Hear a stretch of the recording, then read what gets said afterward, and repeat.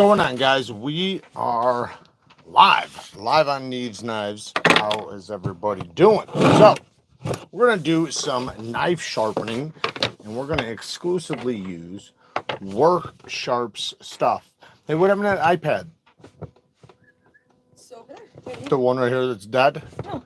You got one that's charged? Yeah. Well, I got this one on the charger now, so I guess it doesn't matter. Right here. Thank you. You can catch the point. You're all about complaining when you're looking at that beautiful. Well, no, look at that beautiful color. Yeah, no, that's so sweet. It looks great. Thank you, baby. Oh, that's delicious. Thank you so much. You're welcome. Here. No, I was trying to yell for you because I was like, man, where the hell is this damn iPad? I couldn't find it. I couldn't find the other one. I looked everywhere. Oh, it's just under the, like, tucked under the bed. All right. So we are going to be doing some WORKSHARP knife sharpening in here. Wow, a bunch of people got in here pretty quick. So shout out to you guys. I'm going to do 2 different lives for WORKSHARP. So Wednesday, we're going to do another one. We're going to use probably 2 systems today, probably 3 to be honest. And then on Wednesday, we're going to do 3 completely different systems because WORKSHARP has tons of different stuff. And I've been featuring WORKSHARP's sharpening supplies on the channel pretty much since I started the channel. I haven't had like every single thing WORKSHARP has, but 99% of it on the channel. So anything you guys ever want to see a full in-depth video on that's in full detail, go and watch my full reviews. But here, we're going to use the system live with you guys so you guys can ask questions or anything like that. Shout out to WORKSHARP. They did sponsor this live, which is really awesome. I'm very excited to have them as a sponsor of the channel, especially after, you know, working with their stuff for so many years, you know. Crazy Roach, been a member for 12 months, 1 year with the Benchmates. Too bad it's not with the Rocksteads. You would have just won a free premium knife. David, what's up? Neeves, what's up? Been a member for 23 months with the motherfucking Rocksteads. He's 1 month away from getting a premium knife. Another premium knife. What's up? You want to hear the best joke ever? Uh-oh. What is the opposite of a WORKSHARP? Sharp work? What? An unemployed dole. I'm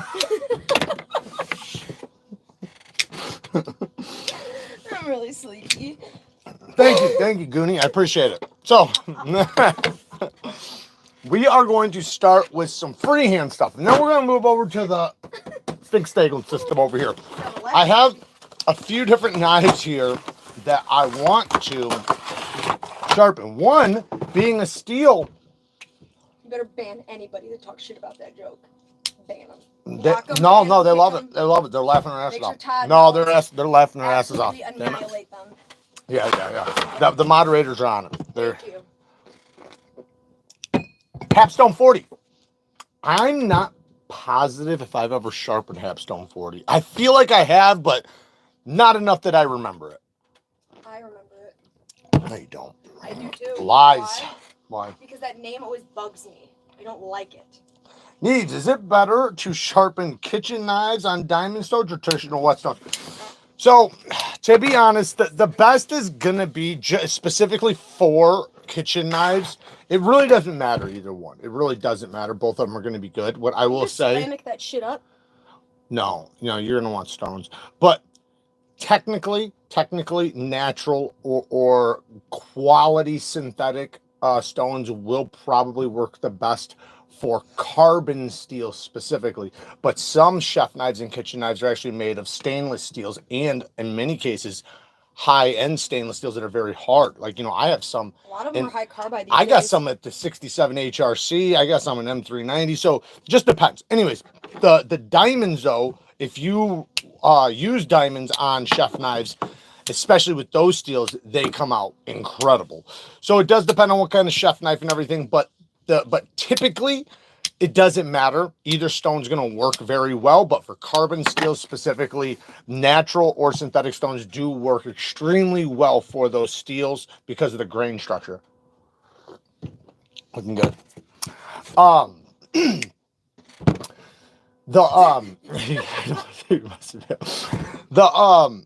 The stones though, they can be for when you're talking about that thin of geometry, diamonds will cut it very fast. So that is one thing. So like bonded diamond stones do really, really well with those. But the best experiences I've ever had on most chef knives is with like a natural stone, a king, something like that.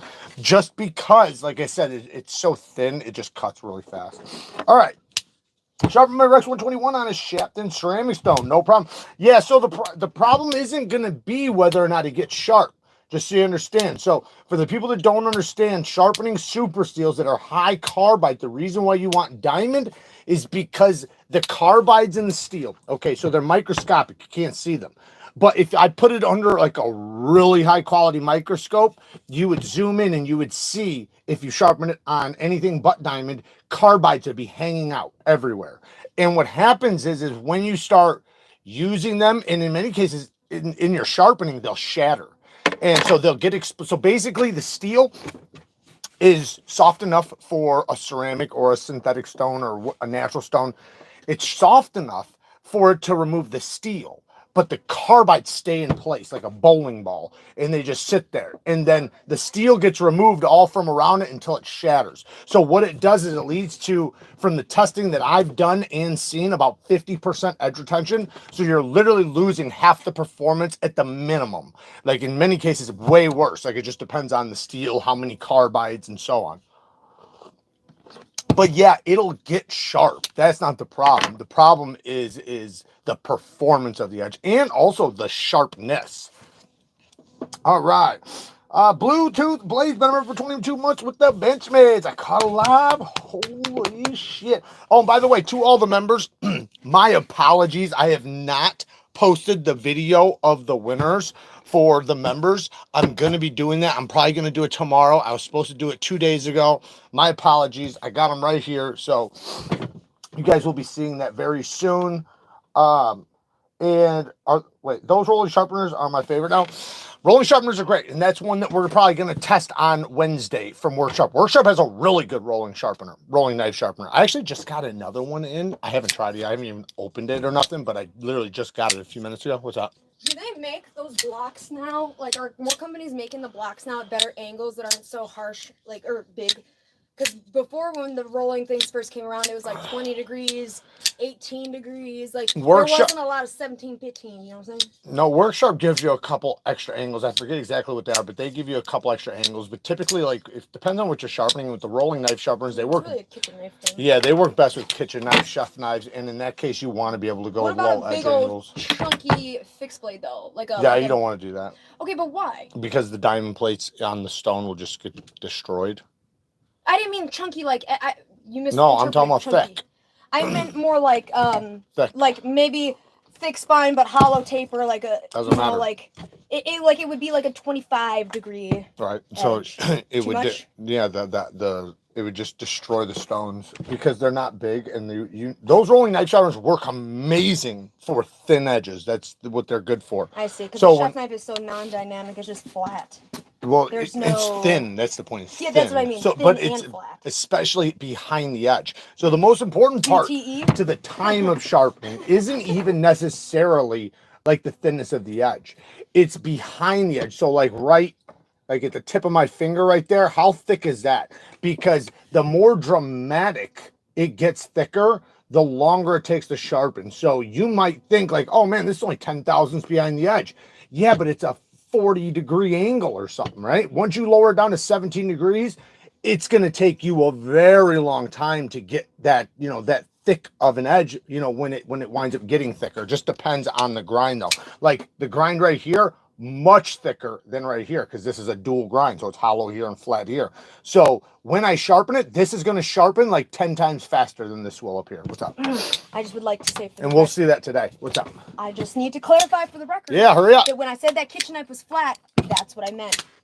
Okay. Flat the whole way. Yeah. You shot down my comment and then proceeded to No, I know what you mean. You stole my idea. Yeah, and you slow used it, taper. and I want money now. I want money for my intellectual property and you will ideas get that it. you You will just get stole it. from You will me get and it. pretended like I meant something else when you Jared, why are you looking so young today? I don't know, man. It must be the Wheaties. That fresh face. It must be the Wheaties I ate You have this no more morning. spikes on your face. I've been eating them Wheaties. How do I upgrade my membership? Woo. It should just be in the membership. Just go to go to the join button and just switch to the rock studs, I guess. I'm not positive exactly because I can't do it myself, but I'm pretty sure you just switch it.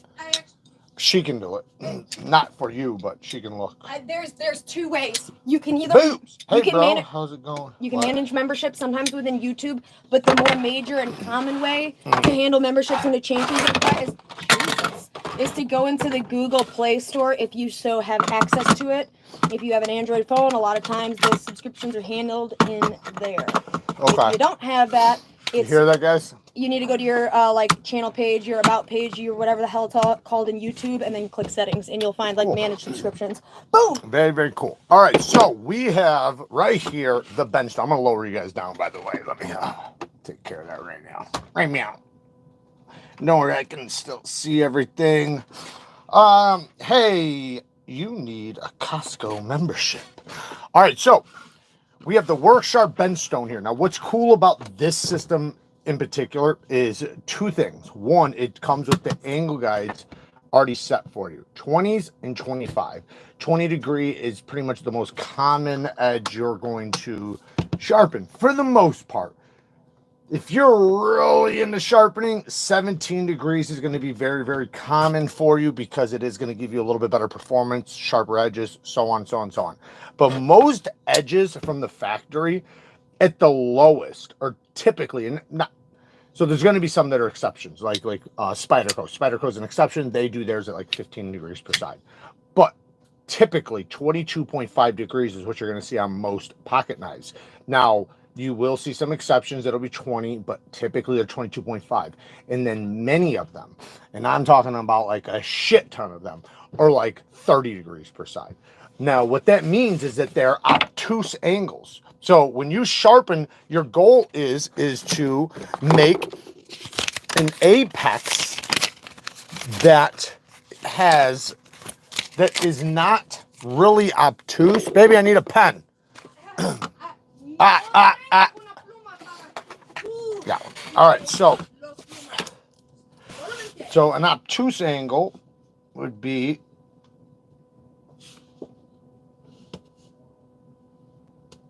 so there's the two differences. The bottom one is what you want typically, like not always. The top one is what you're going to get from the factory. So you want to kind of lower it back like this. This is going to give you better edge retention. It's going to be sharper. It's going to be easier to maintain. It's going to be easier to strop, easier to hone, literally everything across the board. And the reason why is because it's thinner behind the apex, right? So by the time it's going to wear down the same, right? So if it wears down the same edge retention, that means by the time this is wore down right here, it's literally still very sharp on this side. So because it's just thinness. Now, the downfall, because there's always going to be a downside and upside. The downside to this is toughness. This is tougher. So if you're planning on doing impact with your edge, hitting things, then you want something tougher. If you're planning on just cutting stuff and not hitting staples and screws and nails, then you want something nice and sharp, something that's going to be easy to maintain. But if you are going to be hitting staples, nails, and stuff like that, you want something a little tougher. So you just got to figure out what's good for you. Who's the clean-shaven man in here? Looks like you are there, Jim Miller. Been a member with the Benchmates for 19 months. Chris Jones with the 2 bones. What's the difference in a buttload and a shit ton? Ooh, man. Ooh, you mean a boatload or a buttload? What's the difference between a buttload and a boatload? I'll tell you what, a whole big load of shit.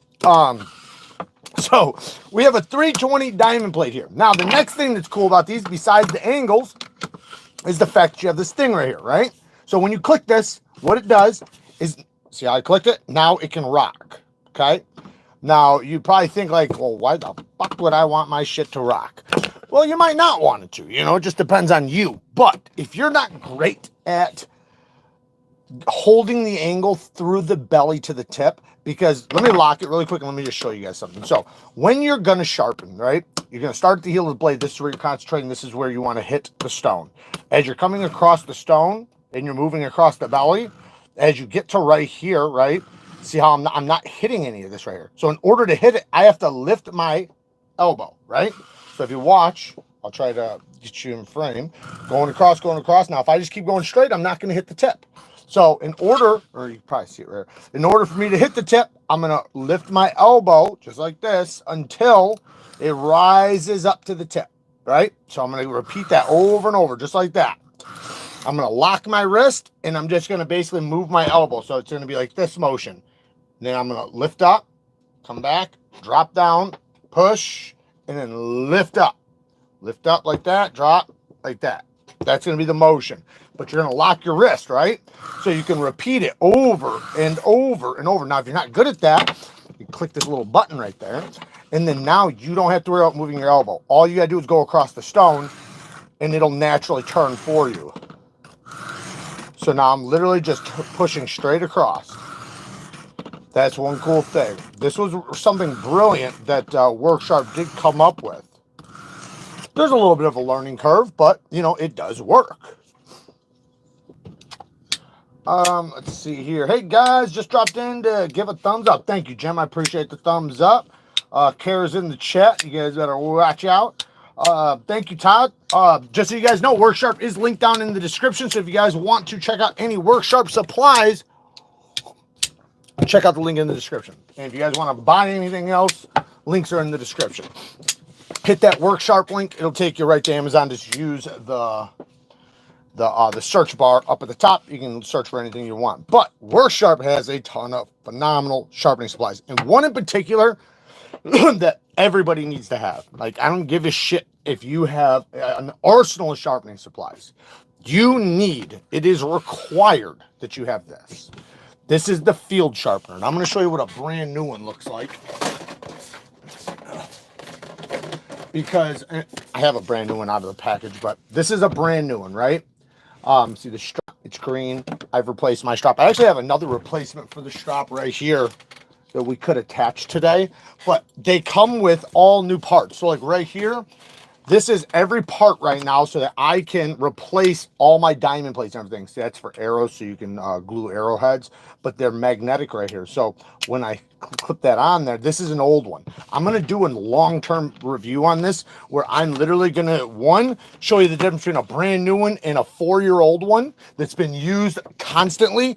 And I'm going to replace all the parts on it so you guys can see how to do that. That's an upcoming video. But absolute requirement here. Why? Well, one, this is it's a field sharpener. So you can use this anywhere, anytime. I brought this with me even when me and Kara went to go see some friends up north. I sharpened my friend's kitchen knives with this thing. You can absolutely do a full-blown sharpening. It has the angle guides already built in, right? On both sides, 20 degrees, and then 25 degrees on the ceramic. So it's got a ceramic rod, and you can turn it to a course. It even has a spot for fishing hooks right there. It's got a little nipple. And then this little spot's for serrations. But it has, oh yeah, and a strap too. So, and the angle guides are built in there too. But this thing is so useful. And if you want to store it, you can go like this so your diamond plates, you know, aren't exposed. But the point is though, is that this thing is so useful. I can tune up a knife, and maybe we'll do this just so I can prove it to you. I can tune up an edge with this thing in like 3 minutes or less. Like, even if it's dull. Now, not saying that that's going to be everybody, because it does depend on a lot of factors, thickness behind the edge, you know, steel, and, you know, how burnt up your diamond plates are, so on and so on and so on. So, but for the most part, if it's just a regular pocket knife, you can tune it up super, super quick. I will not be impressed until you can sharpen a Dolica. Any other steel is child's play.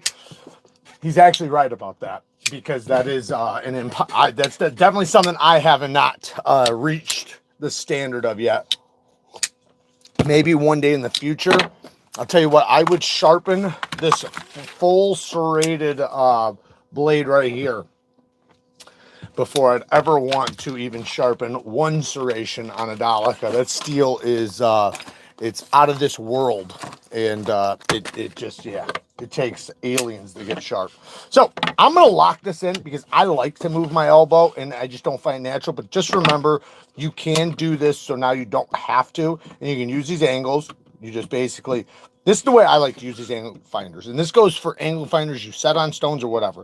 I like to lay the knife on the angle finder on the flat, so I find where it's a good spot. So by the way, you can also, just so you guys know, you don't have to stick to these angles. Like, say if you want to do 17 degrees, you just hold lower on it. That's it. So like this is a 20. Okay, well, if I know that's a 20 right there, well, then if I go lower, that's got to be like 17, right? If I go lower, that's got to be like 15, right? Now, another trick, check this out. You want to see a real good trick? Take these off. Take those off, and these little nubs right here, those are damn near 17 degrees. Look at this, watch this. All I'm doing is I'm just pressing my spine right on there. It works great. It really does. I do this all the time. So now I can literally use this almost as like a ramp. I just set it on there. As soon as it hits the edge, I make sure my spine is settled on that spot right there. Lock my wrist, go across, lift, lift, lift, lift, lift, lift, lift, until my tip hits the stone. And then I lift up, straight up like this. Now, as I'm coming back, I drop my elbow back, but I'm not moving my elbow. Or sorry, not moving my wrist. I'm moving my elbow only, not my wrist. At least you try not to move your wrist as much as possible. You might fluctuate a little bit. You do have to make it a habit. But that is a very easy way to sharpen if you want to sharpen it at 17 degrees per side. And like I said, and if you want to, you can go like this and just take a marker or something and mark this. Bam, right there. There's a line. Let's mark the same spot over here. Now I can match that up every single time. And you can take that off with alcohol. I know you guys got tons of alcohol. Right there. Bam. That's got to be close to 17. If it's not, it's close enough. It's lower than 20, so you know that. What's up, Neeves? What's up, Johnny B? Hope all is well. First live I've been able to catch in a while. Glad I caught you, man. I'm glad you caught me too, man. Appreciate everybody being in here. Now, how many knives can the average diamond plate expect to sharpen? Okay, so a couple things. Just why don't you read it to me? Knives and pizza that is that the one? That is super, yeah. That is super dependent, and if it is bonded or not. He's asking about diamond plates, though. Oh, I'm just saying in general, if it's bonded or not, it's still on the plate. What brand? What brand? So, okay, so let me just answer in depth because they're asking. So, yeah, it does depend on the brand, the grit, and also what you're sharpening and how thick, because like it's not about the number of sharpenings, it's about the thickness of the edges you're sharpening. Like, say I can sharpen 1,000 chef knives on most diamond plates with no problem. That does, but I may only get like 100 thick fixed blades, if that makes sense. Next thing, cheap diamond plates off of Amazon, they're like 20 bucks. They're gonna go dead very quickly. They're not going to last you very long. There's a few that are okay, that are pretty decent. Like, you're getting a lot for your money. So don't get me wrong. I'm not saying they're all shit. I'm saying most of them. Now, if you get your money's worth, you're going to buy something that's good quality. Something like, say, a WORKSHARP sharpening system. Atoma diamond plates are like the best, in my opinion, as far as diamond plates. They use diamond clusters. And then Hapstone starts are like for fixed angle knife sharpening systems. They use a CBN, and it is a very, very aggressive, high performance cutting diamond plate that lasts probably the longest out of all diamond plates. They're very expensive though. And then same thing with the Atomas. They're not cheap, but you get what you pay for, because those will last far longer and they're far more consistent with the grit. So if you want to make your diamond plates last longer, don't buy fine grits, right? Like, you can buy fine grits, but only after you bought the coarse ones. You need a coarse 300 grit or lower. Then you need a medium 400 to 600 grit. So 1 to 300 grit coarse, 400 to 600 grit medium, and then 1,000 to 1,500 for a fine. So like a 1,200.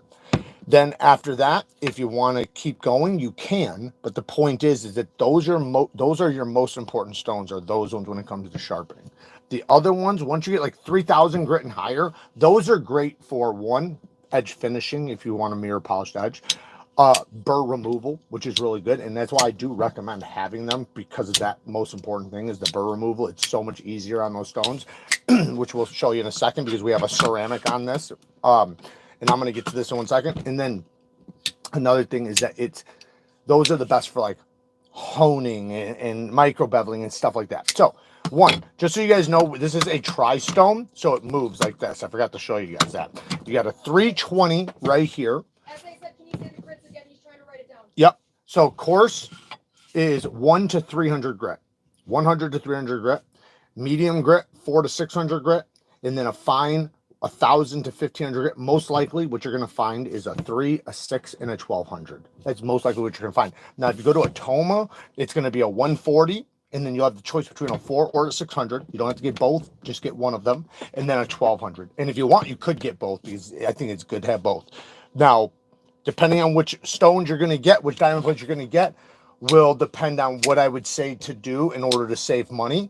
But another thing you want to get, you should absolutely make sure you have this in your arsenal, is a ceramic. That's why this is such a cool system, because you're getting a 320, a 600, and then a ceramic. Now, I wouldn't use this for mere polishing without another stone in between, but this is the best for micro beveling, burr removal, honing, edge maintenance. Like, this is a multi-tool right here. But the burr removal process is 100 times better than using the stone. Yes, if you only had a stone, then yes, you could use a stone. Low Country Hillbilly with the 2 bones. Bang! Good to see you live and teaching, big guy. Thank you, man. I appreciate the 2 bones. You're awesome, man. Like I said, this is really awesome because you're getting a lot for your money with this package, but you need a ceramic and you need a strop. You have to have a strop. You could get by without a strop technically and figure something else out. Like some people like to draw their edges through wood. Some people will just use like fabric and stuff. Some people use like newspaper. But if you get a strop, it'll be a fuck. They're not that much money. You could go find an old belt or something, but get some emulsion. Get some diamond emulsion, some sort of something to put on the strop that is an abrasive. Okay, so we have the 20-degree angle. We're not going to use the 20. We're going to use the 17-degree line that I put here right in the middle, right underneath the 20, as you can see, both sides. So we're going to start there. We're going to start the heel. So lock in my wrist, grip the handle, get a nice comfortable grip. Make sure it's comfortable. Don't put yourself in a position to where it feels awkward. Feel natural. Set it down and then focus at the heel of the blade closest to the plunge grind, but do not let the stone hit back here. That'll make us smile. So you want to start it right at the edge. So make sure the entire edge is on the stone, right? And then focus at the heel. Now you're not putting a lot of pressure. You're going to hold the knife with a firm grip. And you're going to apply a little bit of pressure, but you don't want to put a lot. You can put as much as you want technically, as long as you can hold the angle. The problem is the more pressure you hold, the more likely you are to start lowering your angle, right? As you're going across the stone, you'll start lowering like that, and you don't want to do that. So you want to be able to maintain the same angle going across, right? So if it's 2 pounds of pressure, that's fine. If you can do it 4 pounds of pressure, that's fine too. Doesn't matter. Even up to 10 pounds if you can handle that. But typically you want to go light to medium pressure and then focus at the heel. And as you're going across, think about shaving a thin layer off of the stone. Like you're like cutting a thin layer of cheese, right? That's basically what it's like. So I'm going to basically cut a thin layer off the top of these diamonds, but I'm not going to allow my spine to drop. And I'm also not going to allow it to raise. I'm going to lock that in. So lock that in with my wrist, because that's what's locking that in right there, right? There's 2 different angles. You have your blade shape angle, which is this, your elbow, right? That's the shape of the knife. Then there's the angle of your edge bevel, which is the higher, the more obtuse, the tougher the edge. The lower, the sharper it's going to be, but also the more fragile. So you want to balance. So when we lock our wrist, we're not going to be moving this angle that we don't want to. We want to keep that angle. We want to keep that the whole time, the same exact angle. And as you go across the stone now, I got my wrist locked, and as I go across, I'm going to start lifting my elbow, lifting my elbow, lifting my elbow till the tip hits. And sometimes I'll even take my finger, touch it, and make sure it hits. Don't go up too high because you'll round it. Just as soon as you see that tip hit, it's hit. It's done. Even if when you look at the scratches, you're like, oh, I almost hit it. No, you hit it. It's just, it needs to remove a little bit more steel in order for you to see it. So take a good look at it. Make sure your scratch pattern's there. It's not going to be on the entire bevel, so don't worry about that. You want it to typically start at the top of the bevel. So if you have a knife,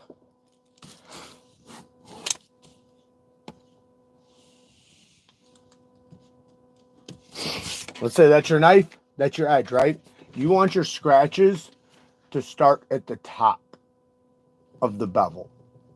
And then over time, as you're going across the stone over and over and over and over and over, you'll eventually get those scratches to go all the way down to the apex. Once they reach the apex, there's going to be some spots that haven't hit the apex, like the tip and the heel right here, right? So you'll have all of this done,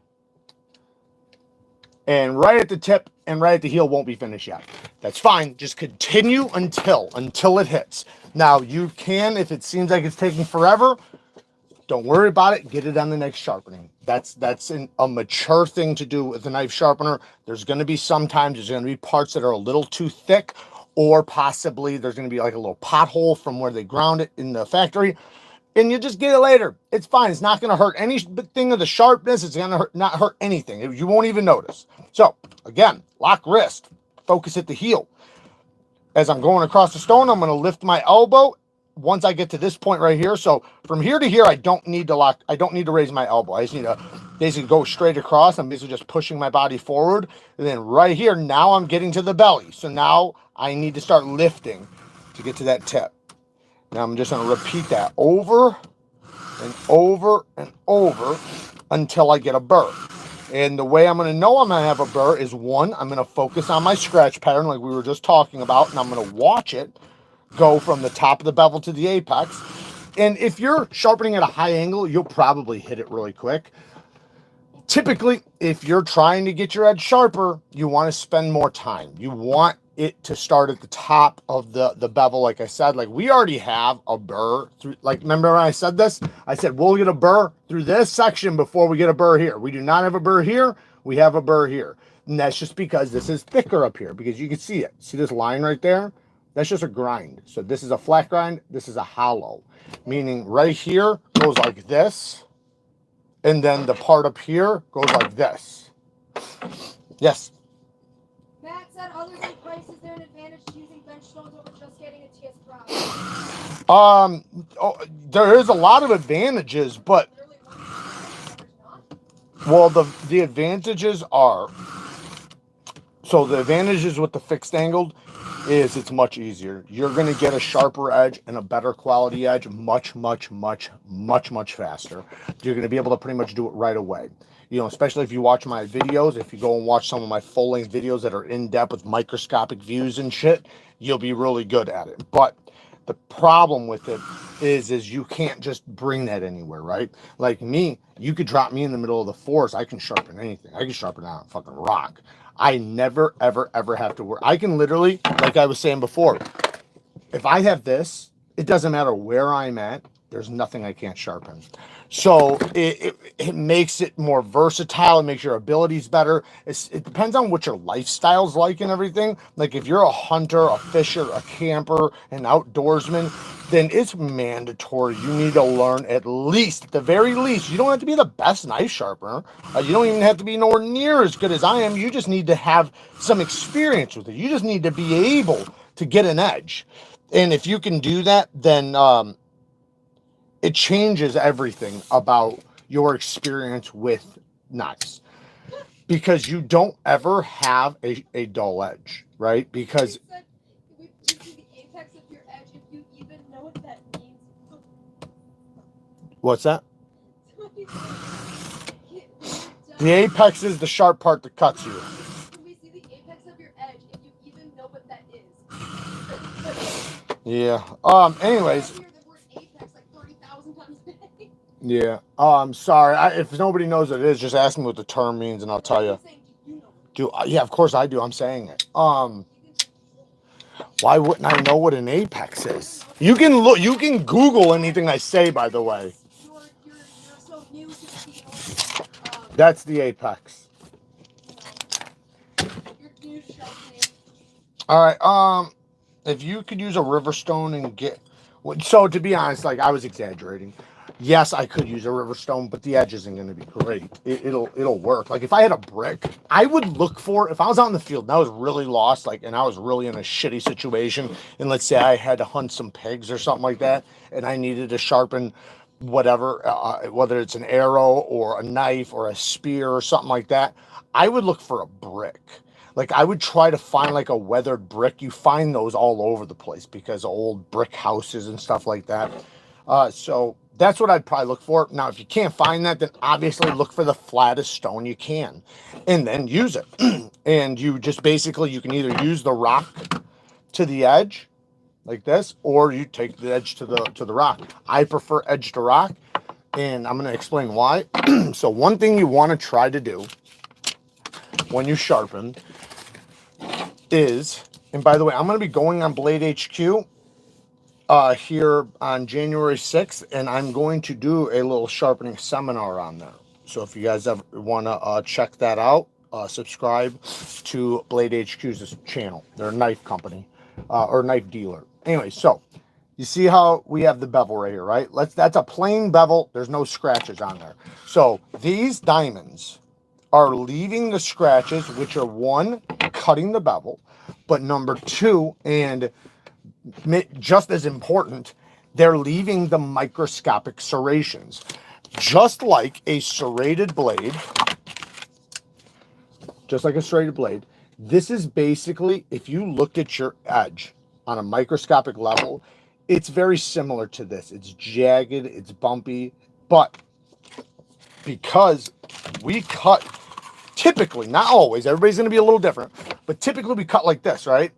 You cut like this, or like this, or like this. Because of that, your scratches, I personally prefer them to be at an angle. So they're going towards what I'm cutting.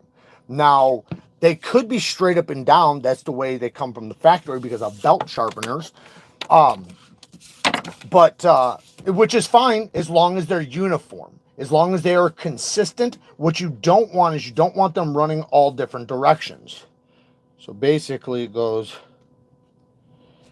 like this. So if it's running all different directions, what'll happen is your edge will get slick much quicker. And if you do not have these teeth, let me be clear, if you do not have the microscopic serrations, that will lead to a dangerous edge.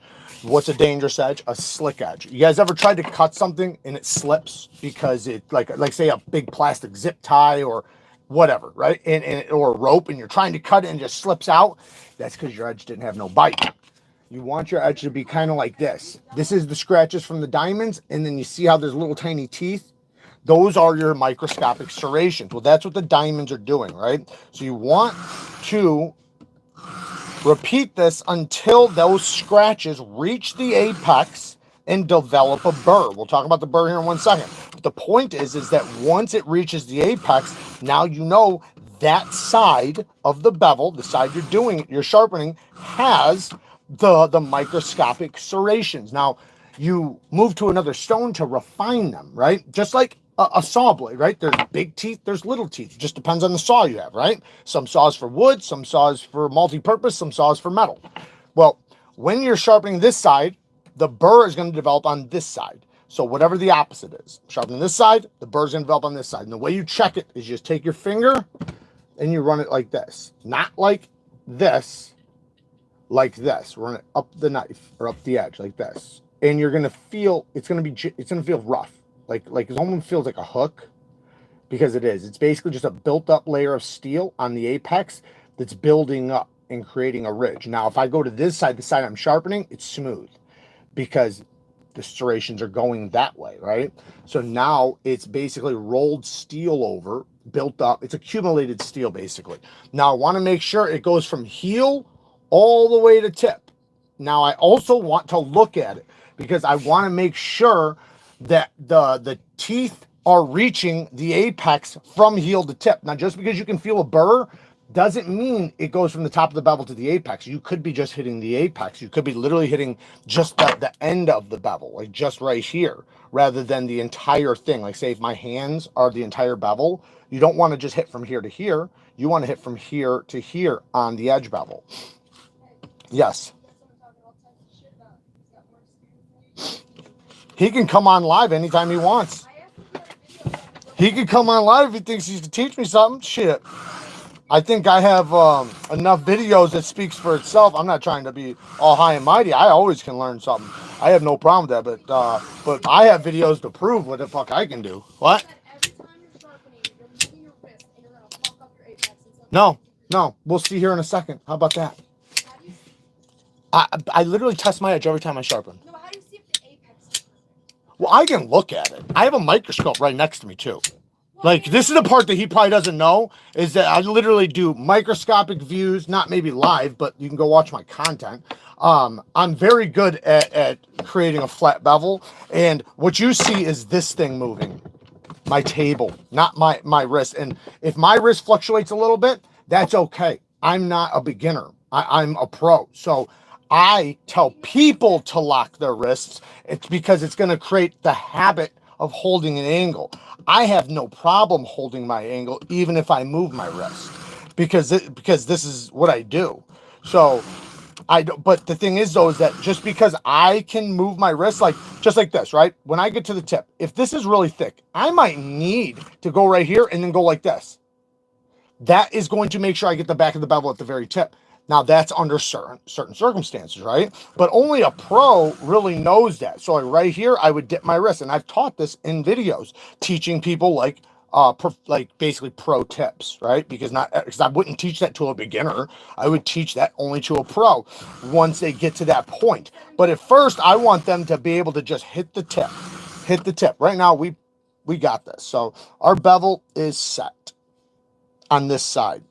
I have a little bit right there at the very, very tip. We're just going to get really quick, since I was just messing with my wrist, that I'm going to fix really quick.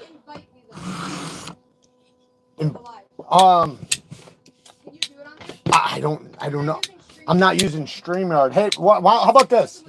No. Stop. Go on my Instagram and just message me, and we'll just set up a live, because I'll set up my StreamYard. I'm not on StreamYard right now, and StreamYard will allow me to invite you, see the chat, and do all that. So we'll just do it another day. I promise you. Trust me. I always want people to come on here sharpening. Yeah. So just contact me on Instagram, and we'll set one up. That way you can have all your stuff, and I'll have all my equipment. I and will fix your PC. Yep. Immediately. Right now he's not on PC, and I've got to do that. So that's why you can't. He's not on PC, or he is? You aren't. No, I'm on my phone. Yeah. I know. I'm just saying that. Like, I know. You literally can't do it on there, I don't think. But I am excited to have you come on. I'm on my. He has more experience than you. I don't know how he knows how much. Yeah, I don't know about that either. You have. I don't know. Where's your content at? What channel is yours? I was asking him. I didn't see the chat. I'm gonna go play a game. I'm gonna step out of the chat and all that shit. Well, why not? Why? Because I just want to instigate and then step out. All right. Peace. All right. Love you guys. Well, but the thing is, I'm not gonna see it. I don't even know who it is. Matt something or other. Oh, Matthew. Hey, Matthew. How about this? What? Just tell me your YouTube channel so I can go check out all your videos on sharpening, or your Instagram, or wherever you have all like some evidence of this. Because what I don't want is you to come on here and then show me a dick pic and get my channel demonetized. Because that's what people try to do. Just because you say you know how to sharpen doesn't mean much of anything. I'm just saying, like there's trolls all over the place. I want to know that you're a serious person. Right, that's what I'm saying. That sounds like a troll. Right? Especially when you're talking about somebody who has thousands of videos, knife sharpening. Thousands. Literally thousands. And I've literally been teaching knife sharpening for years. And I'm not trying to toot my own horn. I'm just saying this is a fact. You can go look it up. What? It's like people talking shit on the computer while playing the piano, but I've played for 25 years. Right. Right. I've been teaching like how to do hair whittling edges for years. Like if I was doing hair whittling edges years ago, you can imagine what? You burned that hair. Oh yeah. Yeah. People thought I was melting it because it was going through so fucking. I literally had that comment. I had people telling me that I was melting the hair, that I was burning the edge and melting the hair, because it like looked like it, I guess. Neeves can dull one out and have a hair popping in about 10 to 15 strokes. That's true. He's got too much time sharpening. He doesn't have time to film it, bro. Trust him, bro. He's a pro with 100,000 hours of sharp. Yeah, I know. Trust me, bro. Trust me. You know, I don't even expect him to film. I just want to see some evidence of knife sharpening. Like it can be your Instagram. Like people do posts. People literally will do a post whittling hair. People will show them cutting paper. People will show their sharpening supplies. People will show knives. Like, is there a knife on your Instagram? Like, do you at least that? Like, do you show off a knife at least? Like that, I'm not like trying to be a dick. I'll obviously on my StreamYard, I can vet you before we go live. So that's fine. But you know, I'm just saying, because you wouldn't believe how this is what happens. Just so you realize, I've invited probably 75 people on the channel that literally try to tell me in my shorts when I'm teaching something that I've been doing for years and that I've taught hundreds of people that have been very successful, right? And like I said, I'm not trying to toot my own horn. This is just a fact. Like, my membership is full of people learning knife sharpening and stuff like that. Anyways, people come on and then tell me that I'm wrong about something, right? Like say, for an example, one was that high carbide steels require diamond, right? That was one of them. And it's like, well, it's just a fact. It is just a fact. Like, you can, if you look at the studies on it and look at under microscopic levels, you can see what happens with one edge versus another. And you can also do the edge retention test, which has been done, controlled tests to see blah, blah, blah, blah, blah. But the point is that these, like, somebody tries to say that they know more. So then I will invite them on. I'll say, how about this? If you think you can teach me something in which you probably can, I have no doubt about that, and I'd love to learn. Come on alive with me. And it always winds up being fucking crickets after that. Every single time. And I'm not saying it to be a dick. I'm not saying it like, bet you won't. I'm saying it like, hey man, if you're serious, because either I'm going to learn something, you're going to learn something, or maybe we'll both learn something. I'm always down to learn something. My whole thing is freedom of speech and being able to communicate and argue your points so that we can come to the right conclusion. Because my point isn't to be right. My point is to come to the right conclusion. But when I ran a sharpening service for years, and I still have dozens of people a week begging me to sharpen their knives, trying to pay me a lot of money, like, there's a reason for that, right? Like, it's not because like I have, like, because I'm bad at sharpening. What?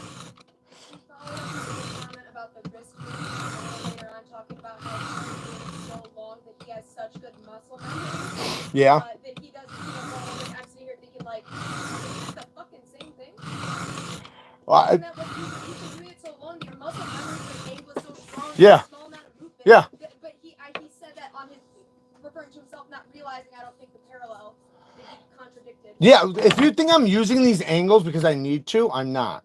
I'm using them because I'm teaching I'm teaching a WORKSHARP system. Like, I don't need these. I most of my sharpening, I don't use angle guides. So maybe that's what he's referring to. Well, because your wrist is going to move after that because you don't use guides. You're going back to your muscle memory after that, after you use an angle guide. Again, there's many things you do in life. But there's also times where you move your wrist. Like, to say that you never move your wrist, I teach to lock your wrist and to not move your wrist when it comes to freehand sharpening on a bench. When I'm teaching convex sharpening, right, I still teach to lock your wrist. But guess what? You're not going to be perfect. And that's actually the point. That's what leads to the convex edges. Just because you're trying to be perfect, and the way I teach it is in hand like this, where you go like this. And basically, because you're moving the stone and the knife at the same time, even though you're locking your wrist and you're trying to be perfect, it leads to a perfect convex edge. Try it. It's actually how I learned, and who I learned that actually from was Mike Emler, another professional sharpener who, damn it, ran a sharpening service for years. Damn it, I just lost my damn guide. So I guess we don't need. What? Oh shit! All right, so I'm about done with this side. I can feel it without even looking at it, but let me, because people in here don't know. So I do have a Burr from heel to tip. Hey, babe, will you come over here and just grab this for me? Just because, I don't want to. Can I make a Gucci Mane joke? Depends. Okay, I'm done. What do you need? There, I knocked the thing off somewhere. It's this thing. It's laying down on the Oh, the ground little somewhere. guide thing. Oh, motherfucker! I found it. I stepped on it. Thank you. That really hurt. Hey, how do we private? How do you what? Free Gender says, how do we private FaceTime call so I'm not a keyboard warrior? I don't know what that means. He's saying how like you want to come privately put his yeah, but he said private though, so he just be a keyboard warrior. No one's judging you, and just gonna answer you. If you want to be, you were saying you want to be a dick to me or something? Yeah, he wants to say something, but he doesn't want to look like he's hiding behind a keyboard. He's saying I'll attach my face to it, but it's like whatever, just say it. Yeah, man, that's fine. You want me to? Let me see if I can just bring you on here. I don't listen. I've never brought anybody on here. That's why we're not going to experiment right now, because I want to go play a game. No offense, and it could go. We're not using a software right now. We're not using any proxy to do this stream. You're streaming directly on YouTube right now. I don't know what YouTube. I believe you, bro. You can just say whatever you want to say. Just say it. But if you really want to come on here, I can. I'll figure out a way. Somehow. Why don't we just set up a stream in which anybody that feels like they have a different technique or a thing that they think you don't know that you could know, or just want to talk about sharpening, and that can be the whole stream. Yeah, sure. I'll fix your PC. I'll do all the ITBS and Paul with the 5 bones. Thank you, baby. That'd be awesome.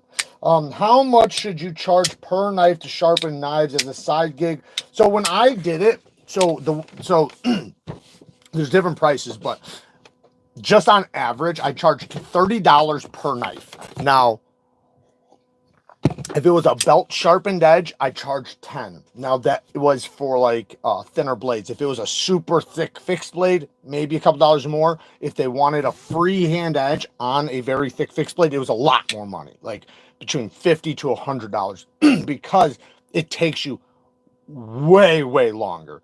And most of the time, I lost money on those, to be honest. But that's why a belt sharpener is really good to have for a service. You're going to run a service, you need multiple things. You need a belt sharpener, you need freehand sharpening stones, obviously, and they should be resin bonded diamond. And the reason why is because those last the longest, they'll be the best cutting, they'll cut any steel. And then they'll go from coarse all the way up to mirror polish with a diamond finish, which diamond plates typically can't do without wearing out like that. The next thing you need, which is the last thing, well, besides like, like having ceramic rods and strops and stuff, obviously you're going to have that. But as far as systems go, the next thing you're going to need is a fixed angle knife sharpener.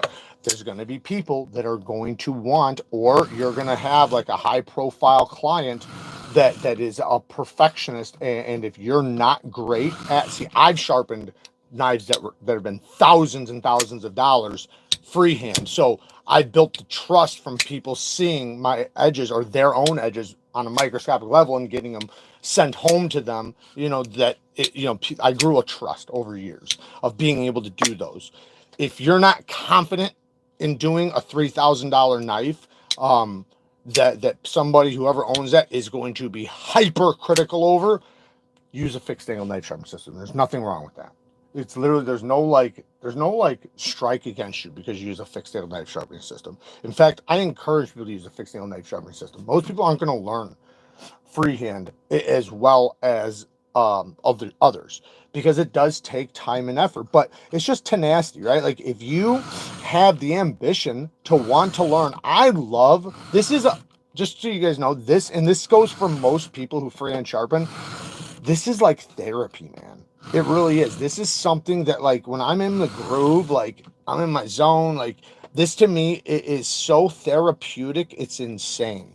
Okay. So just so you guys know that this side of the grind up in the nose is a little bit thicker than this side. I can actually just tell, not by much, but just a little tiny bit. So that's called a misgrind, which happens about 60% of the time with knives, even 70 to 80% of the time. It's not a big deal. You can adjust for it. It's not a big deal. It's not big enough deal for me to adjust for it, but you can. Everything I've learned sharpening came from you. Thank you, Jason. I appreciate that, man. Thank you for the 2 bones. I greatly appreciate that. Yeah, like I said, I'm happy to bring anybody up here. It's just I'm on my phone. I'm not on my StreamYard.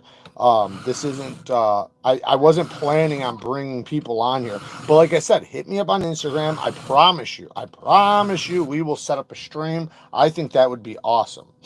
And you know what? And you can sharpen while I sharpen, and we can talk shit. And in the end, check edges. Yeah, but how are you gonna do that? You'll have to be able to cut paper towel. Hair whittlings is difficult on a live. You could microscope. You can take a microscope. If you have a microscope, I have multiple. But if you don't have a microscope, which I'm not saying you're a bad sharpener if you don't have a microscope, fucking that doesn't matter. But I'm just saying, like, if you had a microscope, you could show that. What? You don't think you can nail a piece of hair so it's even, and then you can... No, because the live won't be able to catch it. Oh, I thought you were gonna say because they'd be sold on eBay for it. No, there's no the cameras live can't. They suck, man. You gotta have a YouTube camera. You have to film it separately and then upload it to a video. I've tried hair whittling live. It is so difficult to catch the hair and then the edge, and yeah, it's so difficult. Some guy on Reddit made a hair whittling sharp butter knife. Yeah, no, you can do that. The problem is that it depends, but typically when you do that with a super soft steel like that, it's just because the angle is so low that it's very, very sharp. The problem is like something like that, you can't hold it. So cut one thing and it's dead. All right, so I'm going to switch the other side. I have a little tiny drip drop at the very tip. Like I said, there's a little bit of a misgrind. I'm not worried about it. I'll catch it on the next sharpening. So 600 grit, we flipped. Now what I'm going to do is, this is a little trick I like to do. So you guys seen, sharpen this side, got a burr on this side, right? Then flipped over to this side, got a burr on this side. So now I can feel the burr on this side. My burr's pretty big because I was trying to get that tip. So I put a little bit more build up than, than typical, right? So what I like to do is now I'm going to take this, and instead of going forward and just knocking off the burr, because this is my last stone, before the ceramic. So because of that, I don't want to mess up my micro serration. So what I'm going to do is I'm going to do basically like a stropping pass, but there's no pressure involved when you do this. Like, this is the most lightest pressure. Literally, the weight of my Breeze is here. Breeze! Shout out to Breeze! Where's he at? I don't see him. He's here. He said, talk shit, sounds like fun. Thank you for coming, cuz. All right, so what I'm going to do is, see the tip? I'm going to go just like this, and what I'm going to do is, as I come across, I'm going to just drop my elbow. So the point is no pressure. I can literally use 2 fingers, and just like that. You can even hold a little bit of a higher angle. Like, say if I sharpen right here, I can hold just a little bit higher of an angle when I do it, not much higher, because I'm not changing my scratch pattern. That's why you want no pressure. All you're wanting to do is snag the burr and flip it over to the other side. And then right now I did that, so now it's clear. So now I'm not going to jump across the stone. It's not going to gouge the stone, and I'm not going to mess up my burr, basically, because what I want to do is I want to fatigue my burr in the end until it naturally snaps off or it diminishes, one of the two. You don't want to tear your burr off. When you tear your burr off, that leads to micro tear out. It leads to a bunch of little issues, and we'll talk about that in 1 second when I show you guys how to do that. But I'm going to start to heal once again. So lock my wrist. I'm going to do the exact same thing all over again.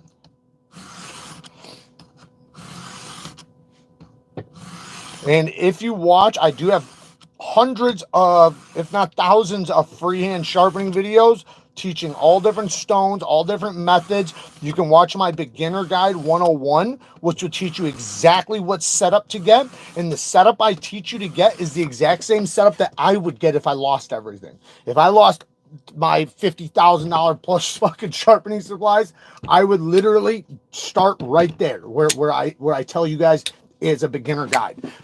So it's not like I'm saying like, oh, this is what beginners use, not what pros use. No, I'm saying if I had to throw everything away, this is what I would start with. And I'm telling you, that's the setup you want to get. Now, thing is that with when you do have a massive sharpening supplies, and you go through basically every sharpening device and every sharpening stone out on the market, you wind up coming to a conclusion that you realize like 90% of this is garbage, right? There's no point for, not saying that like it's useless, but just for an example, when I first started sharpening, and I'm just going to say this while I'm sharpening this side so I have something I'm talking about. When I first learned how to sharpen, I was learning on Arkansas stones.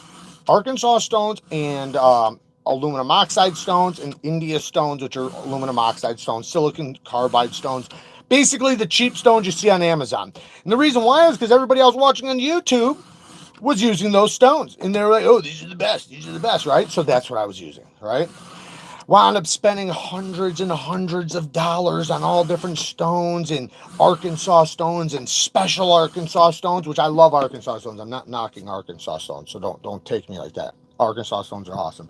Point is that the day I got my first diamond plate, this was years ago, obviously. The day I got my first diamond plate, I realized in that moment that I fucked up. That where I should have started was with diamond, and literally I looked over my other stones and I knew that I would never use them again. Like it was like, you know, all this money, it's like I will never use that shit again. Like unless if I'm doing a video on it, you know, and I teach you something on it, because diamonds cut so much faster. There's no, like you see how I'm using it dry. I don't have any liquid or anything. My favorite stones are bonded diamond stones, which you do need a soapy water. But my point is that when you're using oil stones, water stones, they're a mess, man. They're a fucking mess. You have to flatten them. You got to condition them. You got to, you know, deal with the mess. You got to soak them, blah, blah, blah, splash them, and, you know, all this shit. With these, I don't do nothing. I literally just start sharpening. When I'm done, I dust it off, put it away. So it makes sharpening 1,000 times easier. And then the next thing, they cut way faster. Way faster. And when I say cut faster, all that means is it sharpens faster. So instead of me spending an hour and a half on a sharpening stone, because it cut fast, it led to my edges being better quality. Because the longer you stay on the stone, by the way, right now I'm taking my time, but I could have been done with this a long time ago. But when you are good at sharpening, or sorry, when you get decent sharpening, one thing that's going to help you is speed. So not saying you should try to go fast. All I'm saying is that if your stone is cutting faster, then you don't stay on the stone longer. So what happens is you have a faster and easier ability of creating a perfect bevel, because you're not sitting there going back and forth, getting frustrated, getting fatigued, and all these things. So diamonds are the best thing to go with. All right, I'm flipping my burr one more time, just like we did on this side. And then I'm doing this side. And I'm going to answer comments here in 1 second, guys. So if you guys have any comments that you already said that you wanted me to see, just copy and paste it or rewrite it and just hold off for like 2 minutes, maybe 4, and then I'd love to talk to you guys about it, and then we'll switch to the next sharpening device.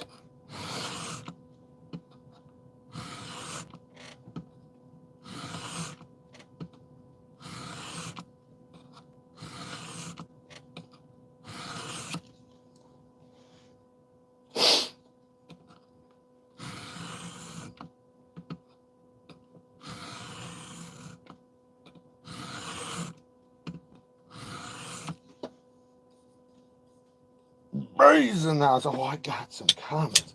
Most of them are relevant and smart as fuck. I bet you they're a smart ass comment for sure.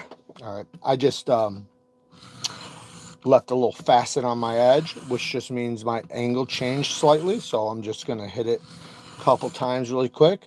So there's one thing, you know, like when you're talking and you're doing stuff, you're gonna make little tiny mistakes because, you know, I'm focusing on so many things, and, you know, it just is what it is. But one thing that's good is if you're a good sharpener, or if you get used to it, you can look at your bevel and you will know exactly what you did wrong, and you'll be like, okay, I can adjust for that. Like right there, I just did it, got rid of the facet, got my burr. Now I'm gonna flip over to the ceramic. So now it's time for the burr removal, right? So remember, which one? Lastly, sharpening is a science, but it's a passion too. If it improves the quality of edge and you're learning and improving, then cool. Knowledge can be shared with love and it's already a common ground.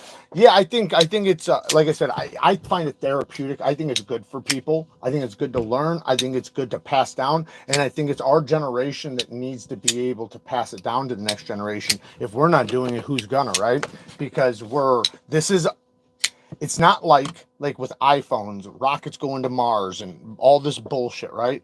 We still need a knife to survive, right? It doesn't matter throughout history. We will never not need a knife to survive.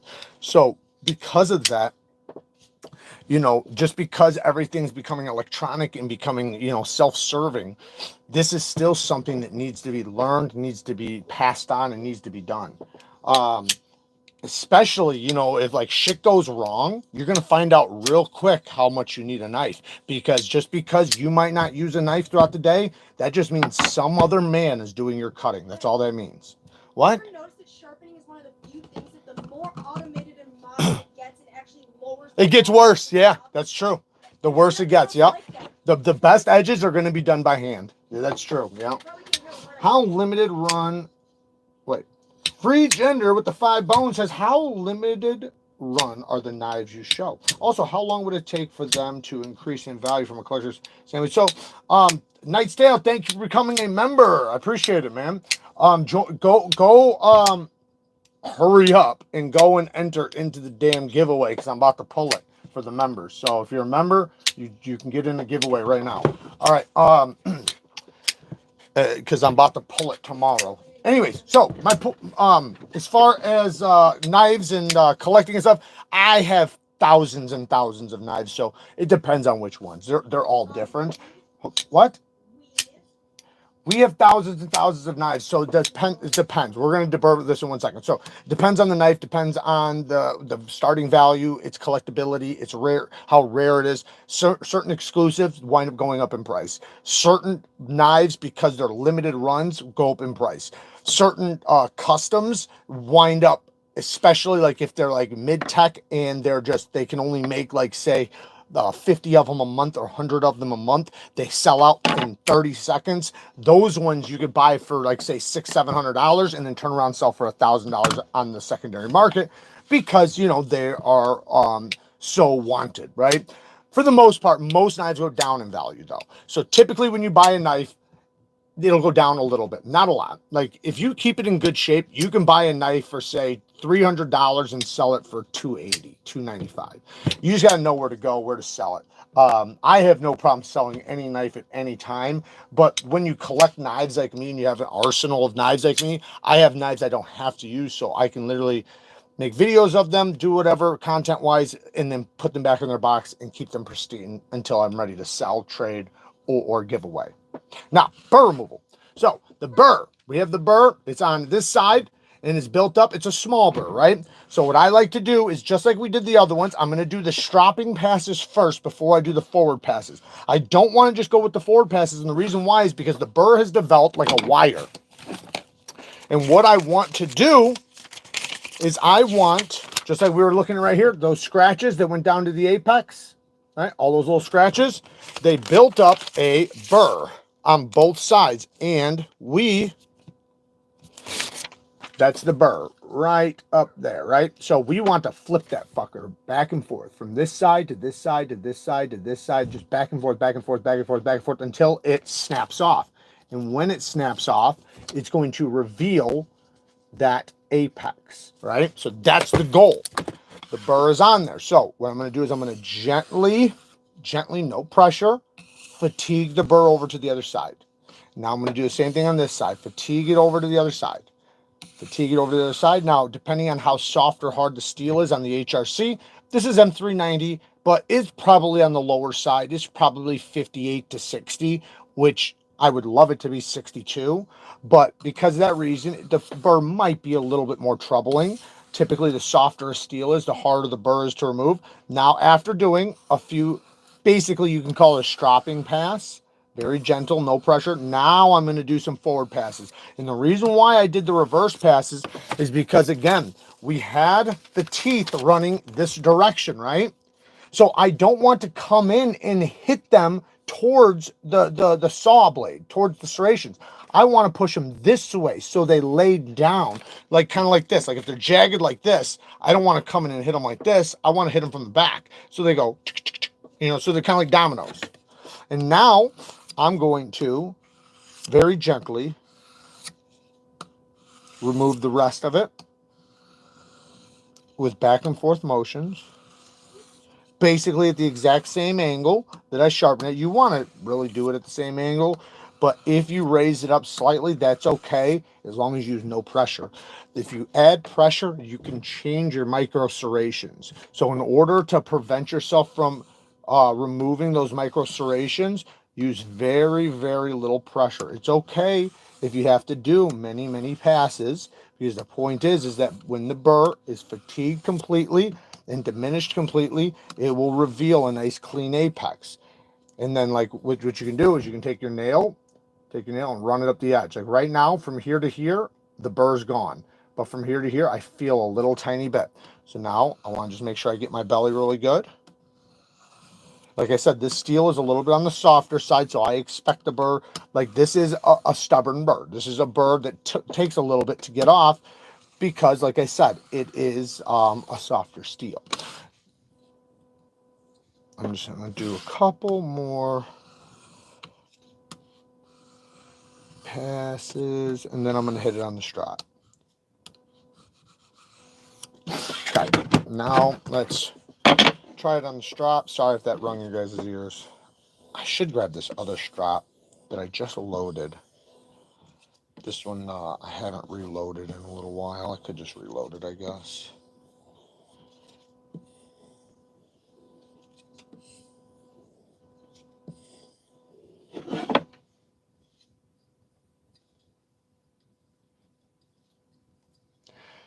Yeah, so if I would have sharpened this, yeah, there's still a little tiny bit of burr. I'm going to use this little ceramic just to knock this burr off, as I can still feel it. But what? No, why? I keep hearing you say Burr. Got him. Sorry, you said I had one bird joke. I've been. Did I say that? Did I say that? I said, can I say a bird joke? And you said, yeah. I think you said I could have one. Did I say that? I don't remember saying that. I don't remember even giving you permission to do bird jokes. Yeah. Oh, damn it. I said, can I make a conditioning joke? Yeah, that's what it was. Sorry. So, you seen that the burr was a little stubborn. So, that's because the steel on this is not like super soft or anything. It'll still hold a good edge. Most of the Migrons I've tested have gotten a little bit lower on the edge retention tests when they're controlled, but they still do okay. Like they're not bad. They're just not, they're not Spyderco, right? Like this is not as sharp as I'd like, but it's still pretty sharp. We're going to sharpen something up here in 1 second. It's decent. It's cutting paper towel, but it's a horrible angle, in my opinion, for high levels of sharpness. I typically don't sharpen that high of an angle, but now we're about to do something completely different. I'm going to answer some questions, and then we are going to go to a completely different knife that I've already lowered back my angle on. This is a bevel I've already done, but it needs tuning up. So we're going to redo it really quick. We're going to completely redo it. We're going to sharpen the whole thing, but since the bevel's already set, it'll go pretty quick. Let me see if there's any comments I need to get. Matthew, welcome to the Benchmades. Thank you, Matthew. I appreciate the support. Don't forget to enter that giveaway. Ed Durbin's been a member for 33 months with the motherfucking Rocksteads. Shout out to Ed Durbin, premium member. What's this about a giveaway? Where do I enter? Also, which one? Give me 1 second, guys. Just answer and say what's up. Hang on 1 second, guys. I might have to pause you guys. I'm just covering the mic. Is everything okay? All right. Let me see here. Full clips. Welcome to the Benchmates. Ed, it's not the last live we did on the members. It's the video we did before that. It'll be the winners. So look for the giveaway winners video, because in that same video, I pull the winners and then I show some of the next giveaway. In the last live, I showed the rest of the knives that we're giving away. So we're giving away, I think, 7 knives. So badass giveaway. So go make sure you enter.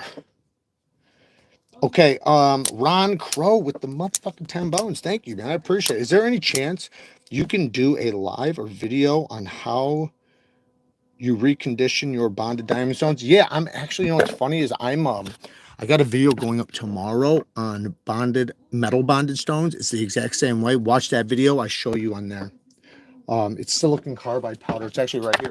So it's funny you're asking me that because I got it right here. You get silicon carbide powder just like this. You can read that if you want to. You can get any grit you want, really. I got 60 grit here. And then get a little bottle cap. Just like that. You see that bottle cap in there? Take a capful, put it on a flat glass plate, and then just add like a cap or two of water. And then scrub your stone on there. Now, when your stone starts sticking to the plate, that's when you know it's flat. Or you can just mark it with a pencil, just mark lines across it, like pretend my finger's a pencil, mark lines like this, and then when you flatten it, you'll see them slowly come off, and the spots that are still there means that it's not flat yet. And thank you, man. I appreciate the donation. But yes, tomorrow you're going to see a video on that. Ordered a TS Prof 11,000 resin bonded stone. Your thoughts on them? Grit rating, same as Neeves. They say oil, no water. Yes, I say don't use oil. Use soapy water. Use this right here. Dish soap and water. Add enough dish soap that when you shake it up, the bubbles stop expanding. That's the recipe. Dish soap, liquid dish soap and water. That works way better in my opinion. Actually, I don't know if I was the one who started that, but now a lot of other companies that make bonded diamond stones, they actually recommend it. So, but yes, those are great stones, the alphas. So those are the alphas from TS Prof, the resin bonded diamond stones. Fucking amazing. I got all the way up to 9,000, which is, they're 9,000, which is absolutely amazing. It's like a 2/1 micron or something like that. Okay, so should we do it on this or should we, you know what? I thought about doing it on the little, this guy. Thought about replacing the plates really quick and doing it on this one since these are brand new, since I have brand new diamond plates, because these ones are wore out, boy. But we'll just do it on this. But you know what? I will take these off and I'm going to, let me do a couple passes really quick. Very close. So what I'm doing is I'm trying to match my bevel. So I'm making sure my scratches are going to hit the top of the bevel and make it all the way down to the bottom. If they're only hitting the top, then that means I'm lowering my angle lower than what I already have. I already have a 15-degree edge bevel on here. I don't want to go any lower. So what I want to do is I want to match it on this one. Typically, I would want to go lower though. But so what I can do, if you want to know like from like an eye viewpoint, you just lift until the apex hits. Once the apex hits, like if I lay the spine down like that, I'm gonna lift until, and I'll do it on this side, until, see the shadow underneath the apex? Lift. And if you do this, it will scratch your knife, by the way. I don't give a shit though. You can put tape on yours. Lift, bam, right there. That is the angle. So I'm gonna do that on this side. I can feel it. That's something that does take a very long time.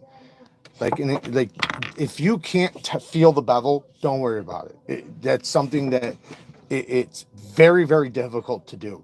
What you want to do is you want to get used to just having a standard grip and knowing the angle more so than feeling the bevel. But what you do is if you see when sharpeners go like this back and forth, what they're doing is they're settling into the edge angle. Let me just make sure that I am Good. Damn near good.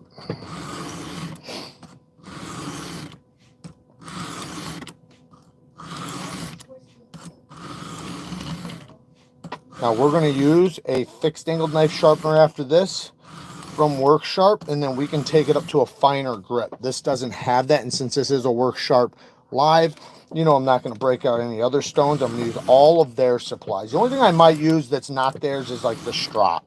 But I have WorkSharp honing rods. I got WorkSharp everything. They make good shit, and you know, they're great for videos because they're great for people. You know, people that want, you know, they want a setup like kind of like the fixed angle system we're gonna check out. It has everything you need to start sharpening. Let me see here. Sorry guys, if you know what I said I was gonna answer comments. Go ahead and leave them right now if you want to leave some comments and you want me to read them. I'm gonna take a couple hits off my jewel and then we'll finish this. I want, let me see. Matthew, seriously, have you watched any of his other content? Have you used anything other than Japanese waterstones to sharpen something that is not a chef's knife? You seem very arrogant and ignorant. That Rocky Mountain, dude, that was bars right there. And you know, just to give some context of what Rocky Mountain Bear is saying, he's saying because the easiest knives to sharpen are chef knives. So you'll get guys that know how to sharpen chef knives because they're chefs or whatever, that think they understand sharpening very well, which they do for chef knives, but they are the easiest knives in the world to sharpen. They sharpen the fastest, they take the best edges, they get the sharpest. It's a chef knife. It's supposed to. That's the goal of a chef knife, is to be a insane slicer. Sharpening something like this, that's 20 thousandths thick behind the edge, is probably 25 times harder than sharpening a chef knife. I can grab a chef knife right now and literally have it sharpened up in 45 seconds because, you know, they're so easy. Something like this is going to take you 15 minutes, you know, 20 minutes, even up to an hour, hour and a half. You know, it depends on what angle you have and how low you're putting it. So when you get people in the comment section, in many cases, that sharpen the chef knives, they talk from a standpoint of knowing how to sharpen chef knives and don't realize that they're sharpening the easiest knives. And they don't realize that because they've never sharpened a machete, an axe, a thick pocket knife, right? Not a little slip joint, but something that's thick, something that has, you know, girth to it, like a fucking Emerson or something. Look at how thick that is. Like if I go grab one of my chef knives, the whole knife is thinner than the edge of this thing. So it's just about the amount of steel removal. Now, another thing is that a chef knife, you don't barely see the bevel. The bevel's so tiny. Like in order for me to sit there and like this, you can see this bevel, right? You guys see that? Fucker's shiny, right? On a chef knife, you can't see it because it's, well, you can sometimes, but typically you can't see it because it's so small. So I can tell you my edge is really good and I can cut paper and whittle hair, but if I looked at that bevel, and 9 times out of 10, this is what happens. If I looked at that bevel under a microscope or with my naked eye like this and not on the camera, I would be like, damn, this edge looks like shit. Because it'll have facets all over the place, angle changing, it'll be very convex, and just all kinds of things. And that's just the way it is. So that's what he meant. No, he doesn't stop asking the same question. What is the same question? What is it? Jason, you switch scrubbing directions with a fixed system to remove scratch patterns or keep the same. So you want to, you can replace the scratch pattern as long as, like say if you get a a factory edge, meaning it's a brand new knife from the factory and it still has the factory edge. I'm trying to see if I have a knife like that. I actually, everything around me I've sharpened. Oh wait, no, I have some of the giveaway knives down here I could grab. This is Chris Reeves knives. But when you get a factory edge, the scratches are going to be straight up and down because it's a belt that sharpened it. When you sharpen freehand, typically it's going to be at an angle. One, because you can reach more of the stone, so you can sharpen more of the edge at one time. And then the next thing is because it makes the scratches in a better place for you to cut. Straight up and down is just fine too, as long as they're all the same. That's the point. You want them all the same. Now, What you don't want to do is typically do them this direction. Can you? Yeah, you can. The problem is that now your teeth are running the way for you, so you're going to want to start cutting like this, basically,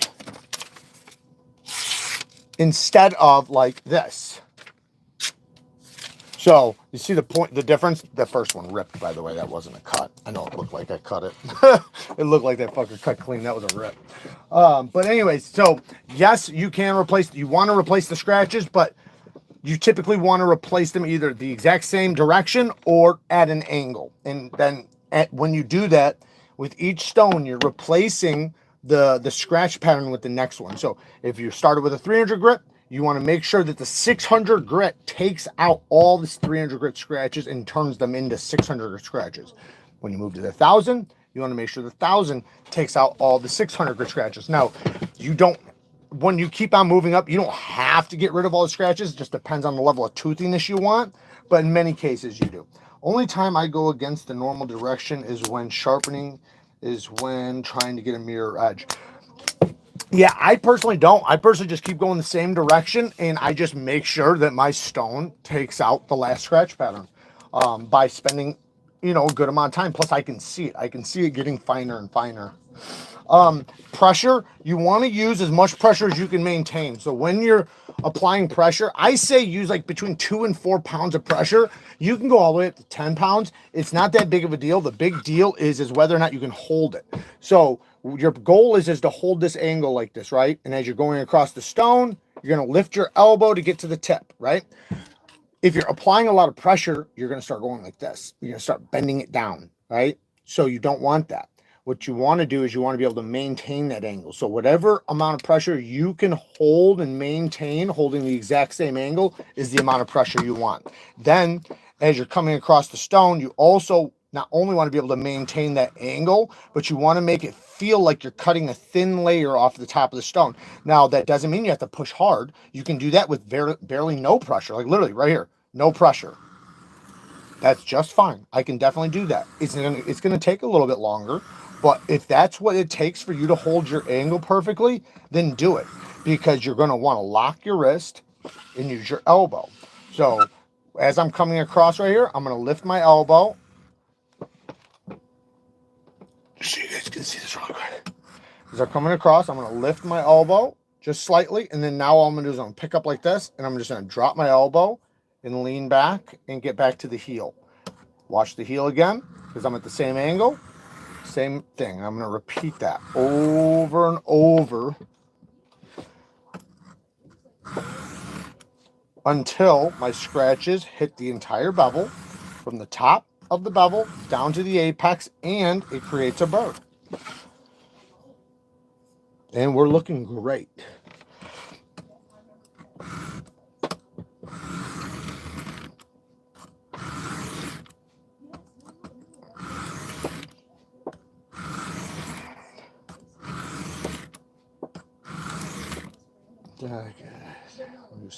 All right, let me read these comments. Yeah, I was so disappointed, especially when Spyderco has amazing edges for a fraction of the price of a Benchmade.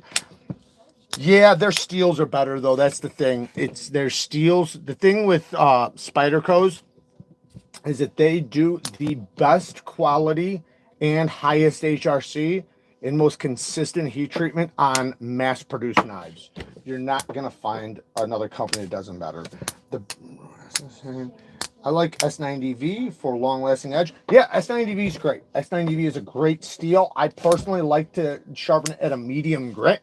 However, I have noticed that it does take a good mirror polish and it will hold it well, but not as good as a medium grit edge. So if you're worried about edge retention, and you're worried about, because edge retention isn't just about sharpness, it's also about bite. Because the first thing to go in most cases is not your edge's retention, meaning like its ability to cut into things, it's its ability to bite into things. So there's two different things there, right? One is its ability to enter, the other one is its ability to bite into and then also stay in it. Think about like a saw blade, right? A saw blade with no teeth, how effective is it? Not very effective, right? But if you added the teeth, now all of a sudden it's biting into the material, right? So that's kind of the concept. So what typically happens is first your edge will get slick. all the teeth will be gone. So then you'll be slipping off of the cuts, and then it'll start going really dull. Let me just look at this real quick. That looks so good. Now, this is a time when I have to do a pro trick. I have to cant my wrist just a little bit. Now, I'm not telling anybody to do this, but this is what I'm going to do in order to hit the back of the bevel at the tip. See that little tiny spot right there? It's not hit yet, but all the rest is. See that? So what I'm going to do is when I go across, I'm going to get to right there, and then I'm just going to go with my wrist. This is just a little pro trick in order to hit the back of the bevel. So that's why it's weird to tell somebody who's a pro not to, that they're moving their wrist. It's like, well, you're a pro, you know sometimes you have to do that. You tell beginners not to do that, but that's like, you know, it's kind of like telling a kid on a bicycle, right? How to ride a bike. The things you're going to tell them is going to be very different than if you're watching a pro, right? You're watching somebody sit there and do, you know, all this BMXing and stuff, and you're like, you're holding the handlebars wrong, bro.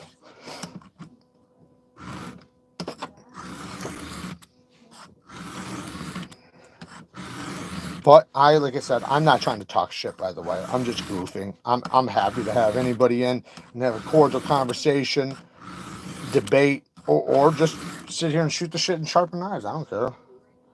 We don't even have to argue or debate anything. We can literally just talk knife sharpening. All right, so my heel, I need to get it a little bit closer to that, to the plunge grind. So what I'm gonna do is I'm just gonna do a couple forward, back and forth motions, but I'm gonna fix my scratch pattern now. I'm not gonna do that very much. It's just a little bit, just so that I can get to there, and then I'm gonna start doing my angles now. Because going straight back and forth like that made the scratch pattern go straight up and down, and I want to replace it with angled scratches like I just did, and we are pretty much good. All right, now let's do the opposite side. We do have a burr. Flip my burr over. Bang right there. And then now I'm pinching, getting in a comfortable grip. Again, comfortable grip with the wrist. Lock the wrist once you get your angle. So find your angle. Get your angle. There's my angle. Again, I got my angle just by raising up until I can see my apex hit as soon as it touches. So just like with stropping, like when people are wondering, like, am I stropping at the right angle? Like, because they'll look and like, should I be up a little bit higher? Should I be up a little down? As soon as that apex, the part that cuts you, right? As soon as the tip of that hits the strop, that's your angle. Like literally the second it touches. Like if you can see it touching and you're like, should I go a little bit higher? No, you're there. Unless if, you know, if you're sharpening, then you might want to go lower or something, but that's because you're changing angle and you're reprofiling. Again, I'm going to lock my wrist. If you see me moving my wrist, it's because I can, but you shouldn't want to. You should want to lock your wrist so you get really good at moving your elbow, but lock your wrist and use your elbow. So, because remember, in order to get this blade shape, I need to be able to lift my elbow to get to the tip, right? Because if I'm sharpening the belly and I'm going across the stone, I need to get to the belly and the tip. That's why you use your elbow.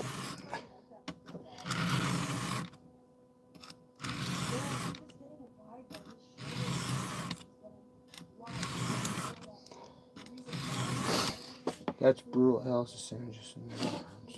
I've got a Benchmade bug out S30V. I get it shaving sharp, but it loses sharpness super quick. What am I doing wrong? So two things. One, it's probably you, but if it's not, then it could be due to heat treatment. But most likely, it's one of three things. Your edge angle's too high, and you're at a very high edge angle that's obtuse, and it just doesn't have a lot of edge retention. You're going to want to lower your edge angle. Number two is your burr removal is not being done properly, and you're probably not fatiguing your burr. You're probably tearing it off, which leads to poor edge quality. As you said, it's an S30V. I would use diamond if I was you. Technically, with S30V, you could use aluminum oxide and stuff. I personally use diamond for it.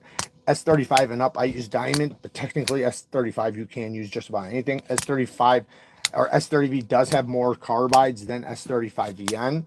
So I would say make sure you're using diamond, but concentrate on your burr removal. Lower your angle. Make sure your angle's lowered, not a lot, but a little bit, so that you get better edge retention. And then, you know, lastly, just make sure you're doing a proper bevel. Make sure, you know, you're not, you know, convexing really bad or anything like that. If you got a little bit of convexing, that's fine. Just don't convex too much. That will affect your edge retention.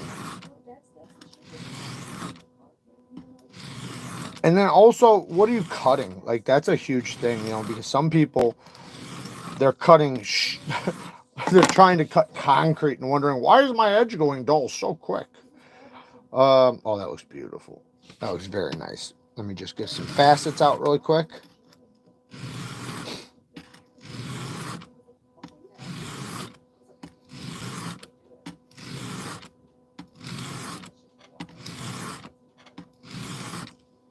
Bang. Oh, no, a little tiny bit right at the back of the bevel right there. Let's get that. What's he want, baby? No. Oh, does he need something? Oh, Billy's in town? Well, you said it was Jake or Billy? Oh, so it's Jake. Oh, okay. Probably, I don't know how much battery I have left. I gotta work on this other sharpener. So, sorry. I gotta focus on this really quick because I am starting to put facets on there. I'm focusing on my family. I'm a big family person. Love my family, so I'm ride or die for my family. So if they come a calling, I listen. I think most people should be like that. SC, they are super experts at heat treatment. They made steel Spy 27. I think that it's a pretty dang great formula. So I'll be honest, I'm not talking shit about SE. I don't have very many SEs. But SE has been known for doing very soft heat treatments. But it makes sense because they typically do fixed blade knives, meaning outdoor knives, camp knives, hunting knives, which you want to be a little softer. You don't want, well, you technically don't want them to be soft. You want to compromise the toughness with the geometry of the knife. But a lot of times, especially from the past, companies would run the steels softer so they weren't as brittle. But, you know, I'm sure they do a good job on some. The Magnet Cut is hard. Is hard to beat as an all-arounder. That's true. It's a great steel. Japanese kitchen knives. Matthew, so as a line cook at Applebee's, does it really help having Japanese kitchen knives? You have Applebee's line cook badge. Oh my god. That's funny. I'll tell you what though, man, I've got a lot of badass chef knives. Japanese do have some great chef knives, but man, I've got some great stuff that's not Japanese made. I got some great American made stuff. Probably my favorite one I have right now is American made, actually. But I got some really nice budget stuff that's like, you would look at it and think it's super expensive, but it's not. Do you have any butterfly knives? Oh yeah, I got everything, man. When it comes to knives, I got it. You name it, I got it. Neeves is more skilled than most in multiple different sharpening systems. He has more, he has more than earned at least a little respect in the live stream. Stop talking shit. Yeah, you know what though? Man, people talking shit, they leave comments, man. It's pretty cool. But yeah, I mean, what are you gonna do? From experience, the lock is great and strong, but if you really don't trust it, you can replace it for the titanium one. I've been switching to toothier in the last 10 years or so. I liked polished edges prior, but now I prefer maximum bite. Yeah, everybody's going to be different. Depends on what you like. Now, if cutting performance is your end goal, typically a low angle mirror edge is going to cut the best. However, if bite is your main goal, which would be like, for an example, cutting plastic straps, cutting rope, twine, things like that, and toothiness is going to be your goal. Cardboard, if you're destroying cardboard, polished edges work really good off the bat, but they stop working good over time. So a medium grit edge is going to be better for that. So it just depends on your purpose and what you do. Yes, this is the XL. Oh shit, I'm way backed up. Sorry guys, I'm catching up. Jason Christian with the 2 bones, best edge angle and grit for the misdemeanor. I liked 7. I'll be honest, listen, if you do 17 degrees per side like I did, your ting might go away. Some people like to put skiffs in there, and if they put the skiffs in there, they say that it makes it better. But I like doing 17 degrees per side. K390 is a steel that loves mirror polish. So go mirror polish if you want. But it goes anywhere from 600 grit up to 9,000 grit will do great on K390. K390 it's an incredible steel. That's why I chose it for that knife. I designed that knife to be with K390 and be a high performance knife. So it is ready for anything. What's your best steel for sharpness and edge retention? I personally love K390. Like I just said, K390, crew wear, Rex 45, 4V. MagnaCut can be good at high HRCs. 3V can be really good too, especially if the HRC is good. So it just depends. But though, if you want a budget steel that takes an incredibly sharp edge, Nitro V or 14C28. And 14C28 probably takes the sharpest edges of all mid-grade and lower steels. But as far as the high performance steels, crew wear and K390 probably get and Rex 45 probably get the sharpest and hold it very, very long. Because, so this is the thing. You want a steel that takes a fine, you want it to have a good fine edge holding ability, because with a mirror polish, it has a fine edge, right? So having like crew wear, which has like, if you have 100% of edge retention, like 70 to 80% of its edge retention is just fine edge. So after the fine edge goes away, yes, it quickly goes dull after that, but that leads to your mirror polish edge staying sharper very long. And K390 is kind of like a happy medium, so it's like half and half, so it does really well. Are the grit ratings on the TS Prop Alphas the same as the Neeves? Yes. Yeah, so look at the micron rating. Don't even look. So they actually have, so all mine are, let me just show you. So mine have, so the 9,000 is going to be a 9,000 grit. The, or you know what, actually, yeah. So the thing is that with bonded stones, they're always going to be finer than the what they say. So like 100 is going to be more like a 300. But when you get up to the 3,000, 5,000, 9,000, that's all accurate. But what you want to look at is the microns. So I should have showed you that. Sorry. If you take this number right here is the micron. See, this is a 9,000 mesh. It's 3/2 micron. So 3/2 micron technically is like 5,000 grit. But if you look at this one, 160/125. So just pick 160 and look up what grit is 160 micron. Just Google it. Google microns into grit, 160 micron to grit. That will give you your grit. Because we use a G rating, they use an F rating. And thank you for the 5 bones, Brad. I appreciate it, man. All right, so let's get this fucker done.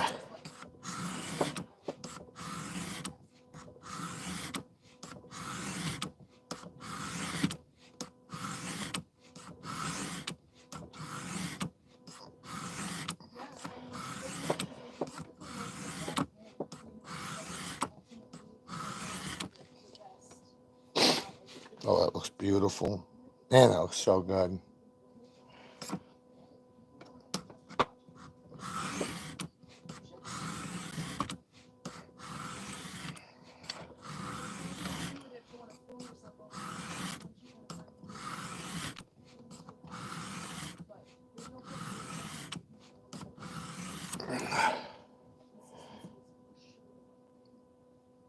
That looks so good. All right, let's get to the other side. Flip my burr. Same thing. We're just going to try to get through this pretty quickly because I want to So I don't know how much battery I have left. I wanted to do the freehand, or sorry, fixed angle knife sharpening. I also wanted to tune up an edge on the field sharp. Maybe we'll just do the field sharpener and do the fixed angled for the next sharpening on Wednesday. We're doing another Work Sharp live on Wednesday, where I guess I was going to do the belt sharpener and the rolling knife sharpener, but I guess we'll use the rolling knife sharpener and the fixed angled on that day. And on this one, we will do the maybe the field sharpener next, because that's another freehand one. Unless if you guys are pumped on seeing the fixed angle, then we can do that, because I could probably set that up pretty well. There's nothing to set up, so it's already ready.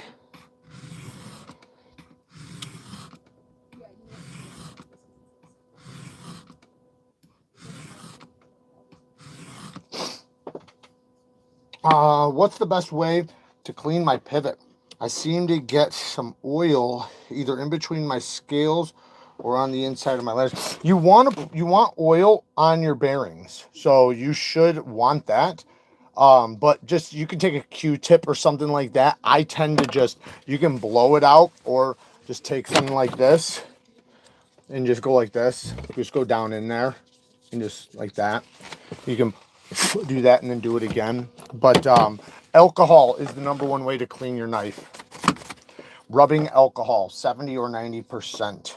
New to knives, not new to using them, just new to collecting, comparing opinions of Benchmade. So Benchmade's great. The problem, there's a couple issues with Benchmade, but I love Benchmade, by the way. Love Benchmade. Benchmade's awesome. Awesome knife company, USA knife company. Hopefully I'll be able to do some content with them when I go out to Oregon. But because I'm going to go do something with CRKT, hopefully. But their prices are very expensive. I hate to say it, but I mean, that's just a fact. I mean, their prices are almost insulting.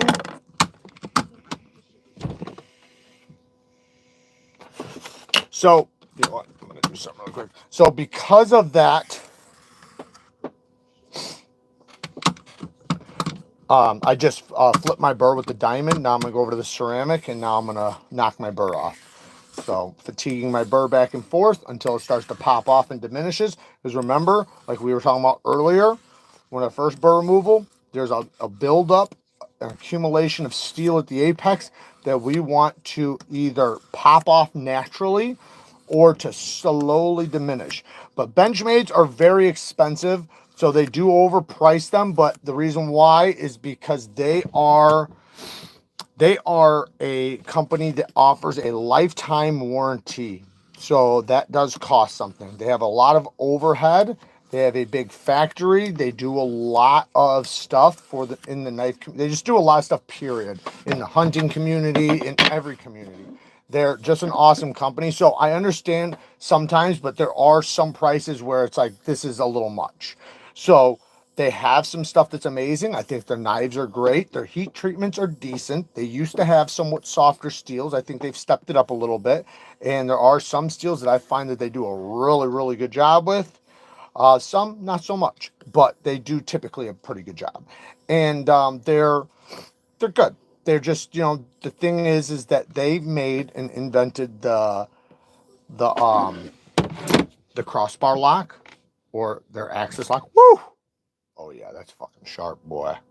Oh my goodness, that's sharp. Holy shit, that's sharp. Let me grab I want to grab a different strop really quick, because let me just stroppy stuff, diamond emulsion. I'm just putting this on really quick. It'll take a second to, I just want to get some fresh emulsion and hit it. Anyways, what was I saying? What the hell was I saying? I know I was talking about Benchmade. I don't remember now. But yeah, they're a cool company. They just, man, they're not. Oh yeah, the crossbar lock. Their crossbar lock they invented is a great locking system. I think it's an amazing locking system. Problem is companies are starting to do it better than them. They're doing better lockup, better detents, better everything. And that sucks, you know, because, and you know what? The same goes for Spyderco. Spyderco's compression lock. Companies are doing it better in the sense that they are doing lots of button lock versions of it. So before we finish stropping, let's just look at this really quick. This thing is so unbelievably sharp. We're gonna check it on a big piece of paper. I just want to let this dry really quick. How would you sharpen magnet cut steel diamond? I would use 1 to 300 grit to start, and then I would move to 600 grit. And if it's a good HRC, 63 to 64 HRC, I would take it as high as you want, or I would stop at 600 grit or take it all the way up to a mirror polish. One of the two. That's how I would do it. You can go to 1,000 grit if you want, but I'm just saying, like, it basically does good between 600 grit and 5,000 grit. If the HRC is at a good HRC. It's just the hardness of the steel has a huge dependent on the edge stability. And in order to do a polished edge, you typically want a lower angle. You don't want to do a high angle. So when you do a lower angle, it gets much sharper. So you need that edge stability. Woohoo! That fucker is sharp, boy. All right, let's do the peep your chest. I should grab a new roll, but look at that. Woo! We'll go at an angle. Look at that, boys. Oh my goodness. If you guys only knew how sharp it takes to do that, like if you can do that, it's hair whittling. Put it that way. That's how sharp that is. If it can do that, it can hair whittle. It can whittle hair absolutely without a problem. In fact, it probably can't whittle hair. It's probably too sharp to whittle hair. It probably will just eat through the hair. It'll just melt through it. Kind of like I was saying earlier, how people were blaming me for heating up my edges. Can you type that in, please, yours? Why? For Jake. Why? I've never logged in before. I have to be you, and I'm not going to have you scream that across the room. What is, I don't understand what this is for. Well, you know, I have other things. I have plenty of them. Just tell me what he needs. I'll give it to him. I know, but your phone is on mine right now. Yeah, but I'll be done in 2 seconds. It's all good now. It's all good.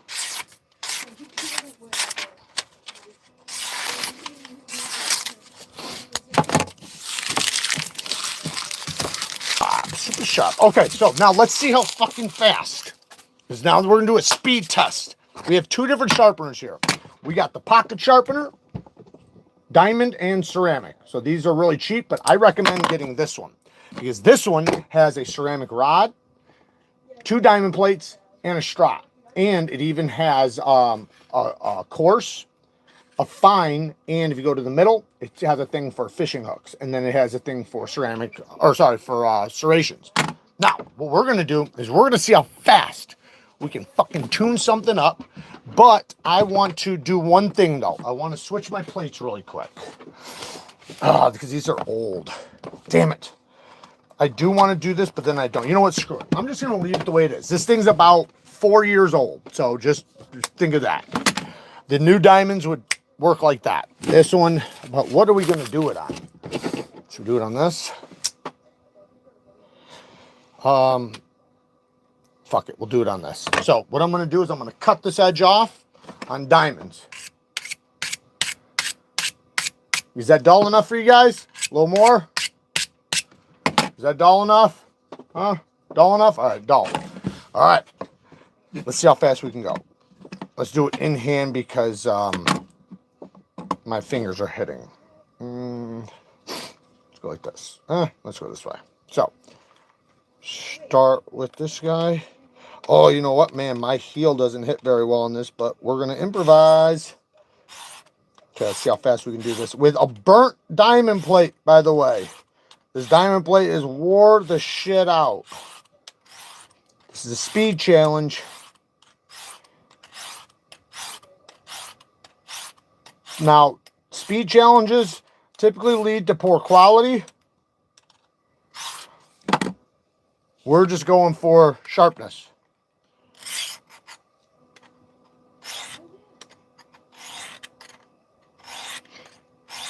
Now, you can, by the way, go back and forth like this. If you want to do double time, there's nothing wrong with that as long as you can hold the angle perfectly. A lot of people will actually hold the angle better that way. So, and that's the way I like to convex in many cases. Got to make sure we hit that, the apex with the scratch pattern, creating a burr. Now, for anybody in here that has pull-through knife sharpeners, do yourself a favor right now and throw them in the garbage. If you have a metal honing rod, like in your chef knife block, throw it in the garbage. Get a ceramic one and get yourself one of these for instead of a pull-through. This gives you a proper sharpened edge. It has the angles already built in. A pull-through destroys your edge. There we go. Move over to this side. And let's go to this side. Speed challenge, speed challenge.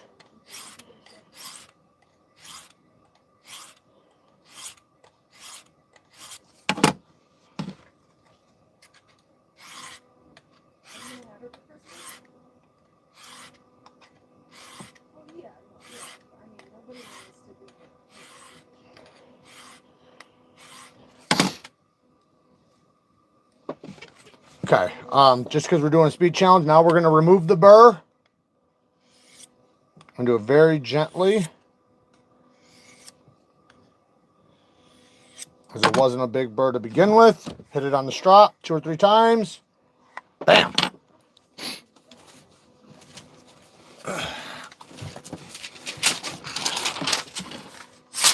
Oh, that was my fault. Speed challenge. See how fast that was on burnt diamond plates. Those suckers were burnt, man. I bet we could cut paper towel with this. Not like the other one, but we could definitely do it. It's sharp enough to do it. But see how fast that was? Does anybody time me? Ooh, that is fucking sharp. Holy shit, that's very sharp. That will cut paper towel. Absolutely. Without a shadow of a doubt. And what was that? 4 minutes, maybe? Maybe? I don't even think it was that long. Let's see if we can cut through 2 different pieces. Almost. We definitely cut an angle cut, though. Okay, so that was, I don't know how long it was. I say 3 minutes, maybe. On whetstone, I pull. On diamond, I push. Doesn't matter. So this has been studied and tested. It doesn't matter if you pull or push, right? Or push or pull. You can do both if you want to. The only difference is whether or not you're able to hold the angle, right? So if you can hold the angle going back and forth, then you're good. If you can hold the angle just going forward, then you're good. If you can hold the angle going in reverse, then you're fine. The point is you want to just lead to the scratch pattern going from the top of the bevel down to the apex until you get a burr. Lightning McNeeves. Thank you, Breeze. I've got a $30 sharpening stone, $3,000 and $6,000, and a $120 Spyderco ceramic polishing. I can split hairs with my chef knife. I finish it up on shunt steel. Yeah, so if you're just doing chef knives, that's fine. But typically, like especially on thicker knives, you're gonna want something lower. A 3000 is a finishing stone, no matter how you look at it. So it's not a sharpening stone. It's a finishing stone or a honing stone. Like you're probably just honing with it, which is tuning your edge back up, which is fine. But if you got a chip, you wouldn't want to use that. If you wanted to sharpen a pocket knife, you wouldn't want to use that. Now, I doubt I have enough battery left to do this other one because I wanted to do this fixed angled sharpener, but I guess we're going to shoot the shit for 5 minutes. So if you guys want any sharpening questions, go ahead and shoot them, and then we'll do the other sharpening systems on the next one on Wednesday. Shout out to WORKSHARP for promoting this live, or supporting this live. They've been awesome to your boy, and we've been using their sharpening supplies for a very long time, so it's such an awesome thing to have. And hopefully we can continue to pick up good sponsors from companies that we've been showing on the channel for years and years and years. I know some people are like, he's shilling, he's shilling, he's shilling. You can say all you want, but if you go into a channel and you see that that channel made itself by doing the same thing that it's doing and getting sponsored to do it, that's an amazing thing. That's not a shill. That's somebody sticking to their core values and doing it right. I still call every company out by name to their face, and I've never once signed a deal without saying that I can say whatever the fuck I want. I've never, ever, ever signed a deal. I've actually never even signed a deal. But if I did ever sign a deal, any agreement I've ever made, when I agree to anything, it always is in the clause, I can say whatever I want, good or bad. Always. In WorkSharp, if you watch my videos, I've had complaints. I always do the negative, always. In fact, on their fixed angle knife sharpener, which I absolutely love, watch to the end. When I do my full review, I talk about the negatives. And they always thank me. They never, ever get upset. They're happy about it. It just helps them up their game. In fact, I'm the reason why somebody made this for their system, because their stone or their stone holder, right, is proprietary, meaning you can only use their stones, which is cool. They use diamond plates, but if you want to use resin bonded and stuff like that, then you want to get this. And I told them they should have made this before this person made this, because then they could have capitalized on it. But instead, they just, they couldn't have probably done it in time. And within a few weeks, somebody must have watched my video and created it. But, that's good for them, actually, because that just means that if somebody wants to be able to use resin bonded diamond stones, then there's no reason why they couldn't get a WorkSharp in that case. Hey, what's up, Jared? I just ordered the Anzo Arrows. Did you? Hell yeah. With carbon fiber and the hollow grind. It's a badass blade, sir. Badass blade. I can only get the rollers to work on wide blade knives. Anything skinnier than a chef, they don't. Yeah, well, that's what I was saying that earlier. I actually was talking about this. Rolling knife sharpeners. If you watch my full review, I have reviews on every rolling knife sharpener out there. There's a new one that I'm doing going to be doing soon. I haven't even looked at it yet, but it looks like it's going to be pretty good. But they sent me all their stuff. I still have to open it up and look at it, but it's a rolling knife sharpener. But I've done the WorkSharp one. I've done the Horrell one. I've done the other ones. I've done a bunch of them. And one thing that they're all consistent, they're only good for chef knives. That's what they're good for. They're not good for really anything else. In every single video, I say that. There are some examples when, yes, you could do a folding knife or you could possibly do a camp knife, but 9.999% of the time, it's going to be for a chef knife. That's what you're going to want to use it for, because the stones are small, so you don't want to wear them out really fast. And doing something thick is just going to wear it out. And it's also not going to cut fast, and so on and so on. When you do thick knives, you want to start at like 100 grit. Like, that's what I do. I start at either 100 or 140 when I'm like really being serious. Like, if I had to reprofile this, the knife I just did, but remember, it was already reprofiled, meaning I had already put a 15-degree edge bevel on here. But let's say I got any other knife and it was 20 thousandths behind the edge and the bevel was 30 degrees per side, and I wanted to put a 15-degree per side edge bevel on there, which means the bevel's going to be a lot bigger, and it means I have to remove a lot of steel. In that case, I absolutely am not starting with anything above a 100 to a 140. I'm going to use either a Halfstone 100 or an Atoma 140, because that's going to remove the steel fast. And that way, like I was saying earlier, that makes me more efficient and more effective and more likely to have a perfect edge bevel, because I'm not going to be fatigued. I'm not going to be tired. I'm not going to be aggravated. Like, think about it. If you were on the stone for 45 minutes and you're looking at it and you're still not done, and now your arm's getting sore, now you're starting to convex, and now you're getting up irritated, that makes your sharpening way worse than like if in 3 minutes, maybe not 3, let's say 10 minutes. In 10 minutes, your one side of the bevel set. Even if it's 15, 20 minutes, that's way better than 45 minutes.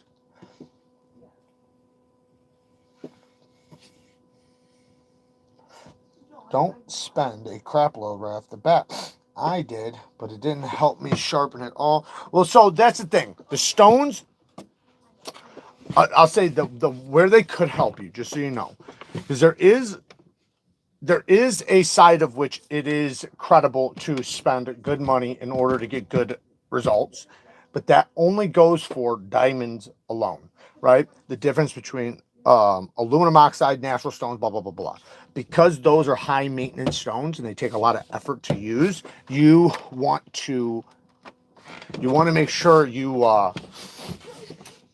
know how to sharpen basically before you start using those. What I would say is get diamond plates. They'll help you sharpen much easier, much faster, much more efficiently, much more effective off the bat.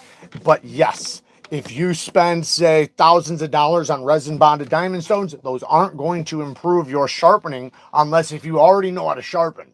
If you know how to sharpen, then yes, it can. But you have to know the basics first. So the basics are 1 to 300 grit, 4 to 600 grit, and 1,000 grit to 1,200 grit, or 1,000 to 1,500 grit. Those stones. You only need 2 stones. You should learn how to sharpen off of 2 stones, a 300 and a 600. If you can't get a good edge off of a 600, off a 300 grit and a 600 grit, you have no business getting any other stones. Now, get a ceramic and get a strop, but that's separate, right? A ceramic's going to be used in that case for burr removal and honing. In the future, when you get more stones, you can use it as a polishing stone, but you need to get above 2,000 grit or at least up to 1,500 grit before you use the ceramic. Wouldn't know a good budget. Honestly, a good budget. So like, you can get ultra sharps. You can get a 300 and a 600 and a 1,200 and 3x8s for like 130 bucks. You can get the 2x6s for like 60 bucks with 3 stones. If you just don't get the whole set and you just got 2, a 300 and a 600 3x8s, as I'd recommend getting a 3x8s, you're still going to need to get this. It's going to be 15 to 20 bucks. So 15 to 20 bucks there. And then say, probably 60 bucks on the stones, you know, maybe 80 bucks. If you get a Tomas, they're going to be like 60 bucks a piece. So that's like 120 if you got 2. But like I said, you could get ultra sharps, which are going to be more affordable. And like I said, you're going to spend like 30 bucks a piece or something like that. Maybe a little bit more. But you can get the whole set, and those are decent. They're not like high quality, but they're decent quality, and they're going to work for you. If you want to just buy once, cry once, well, not buy once because you'll have to buy new in the future, but if you want to just spend the money and get really good ones, get the Tomas. The Tomas go 140, 400, 600, and 1,200. You could just get the 140, 400, or 140, 600, and 1,200, or you could just get like the 400 and the 600 if you want. But I do recommend that 140. It's very aggressive though, so I tend to not recommend it for absolute beginners because it is hyper aggressive when you first use it. Like I'm talking about like scary aggressive. After about 10 sharpenings, it breaks in and it's not as aggressive. But start with the 400 grit if you're going to do a Toma for a beginner. Spyderco ceramic, super fun. Look into it. Yeah, lifetime polishing stone, 8,000 grit. Yeah, no, I love it. I've got the medium and the ultra fine. I've got tons of ceramics, dude. I got ceramics I'm gonna give away. I got fucking rods. I got a lot of stuff, sharpening stuff to give away. But the Spyderco ceramics ultra fine, great stone. Great stone. They are a polishing stone, a honing stone. When I say honing, so like here's a great sharpening or a good honing stone to get. Remember when I said if you have one of those metal honing rods in your kitchen to throw it away? I mean that. Throw it away right now. Just get rid of it. Get rid of it. Get one of these. Get a ceramic. These are a little bit more expensive because they have the angle guides and they're from WORKSHARP. WORKSHARP is an American company. Even if they make their stuff overseas, they're still an American company, so it's going to be a few more dollars. You can just get one of like these if you want for like 20 bucks, and then you can get the angle finders separate for like $5 or something. This would be like 30 bucks, like 25 bucks, something like that. I don't know, but doesn't matter. This is a really good one though because it's already built into it, but you get these and they have all different types of angle guides. But when you use this, you can tune up an edge extremely fast. Let me just show you guys. Might as well just show you right now, right? So we have, let's do the damn trick again. So we cut the edge off. Let's see if just to make sure it doesn't cut paper. All right. Not cutting paper. All right. I'm not positive this is going to work, by the way. So if it doesn't work, Go fuck yourself. All right, so we're gonna follow the angle 20 degrees. Now I'm gonna flip it over to this side because I want to make sure my angle is perfect on both sides. In this case, people scream at you for cutting towards yourself, but those people don't know how to sharpen, because it doesn't matter if you cut towards yourself, because I'm not putting pressure. If I was putting a bunch of pressure, then yes, but when you're not putting any pressure, there's no risk of you like slipping off and cutting yourself, right? I have just as much danger going this way with this much pressure as I do this way, because it's very gentle. I'm not applying a lot of pressure. The most dangerous part is if I drop the knife, which can happen in either direction, because I'm not applying enough pressure to do any harm. We're almost done. Okay. I don't know if it'll cut. It doesn't feel as sharp as I'd like it to be, but we're gonna try it again. Yeah, let's do one more. This is HAP 40 steel though. I'm not super familiar with it, and this was not one of my edges, so I might have to do this to a different knife. This edge could have been very shot, like very, very shot. I don't know. It's a buddy's, but I think we can get it maybe with a couple more passes. No, nah, it's not that good yet. Let me go like this. But typically, and I'll do one just to prove it, you can get this ceramic to I've done it 1,000 times on camera. So you can get one of these to tune up an edge in about 10 seconds. And I'm going to do a different one just to prove it here in 1 second. But this one needs a full-blown sharpening. When it gets to a point to where honing stops working, that's what that means. It means it needs a full-blown sharpening. See, it's barely cutting, but let me just do something, and I'll cut the edge off still. Let's do, you know what? I'll resharp. Man, I don't want to do that to a $500 knife.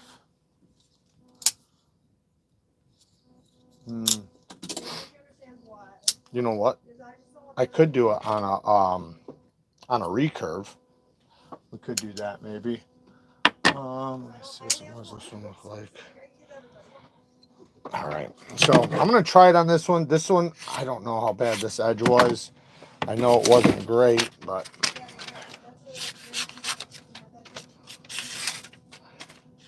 we'll chew it up just a little bit more.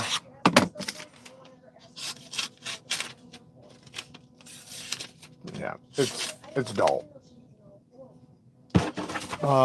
Just because I know it's kind of cutting, it's ripping, really.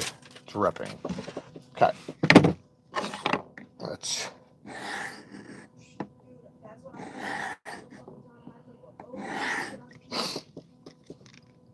We should be able to get this one, hopefully.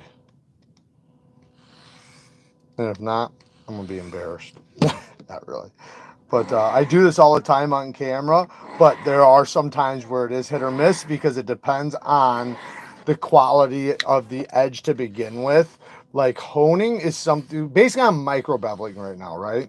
So when you're honing, you're matching the bevel. When you're micro beveling, you're raising the angle.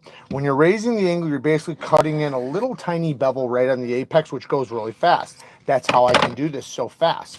And when, same paper, there we go. So when you do it on, let me just do a couple more little light passes. You can do a micro bevel very fast, especially with a ceramic, because it's very hard. So, bam, no strop, and look at that. And if I did strop it, I should put some more compound on this strop.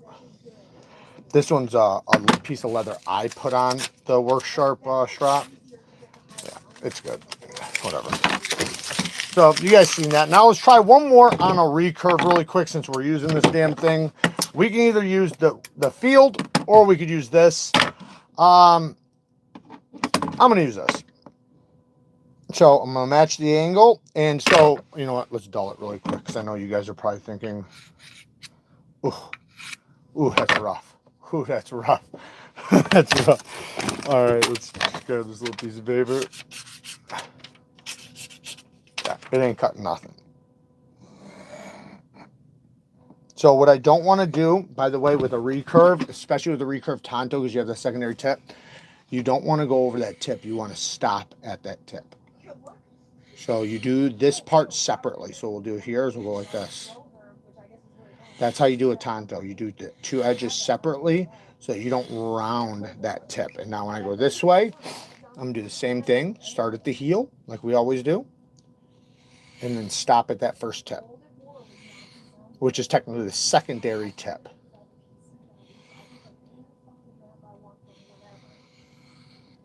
And then over here.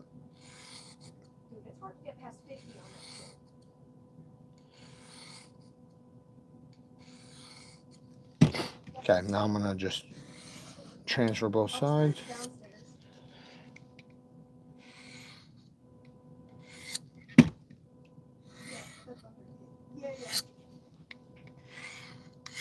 Okay.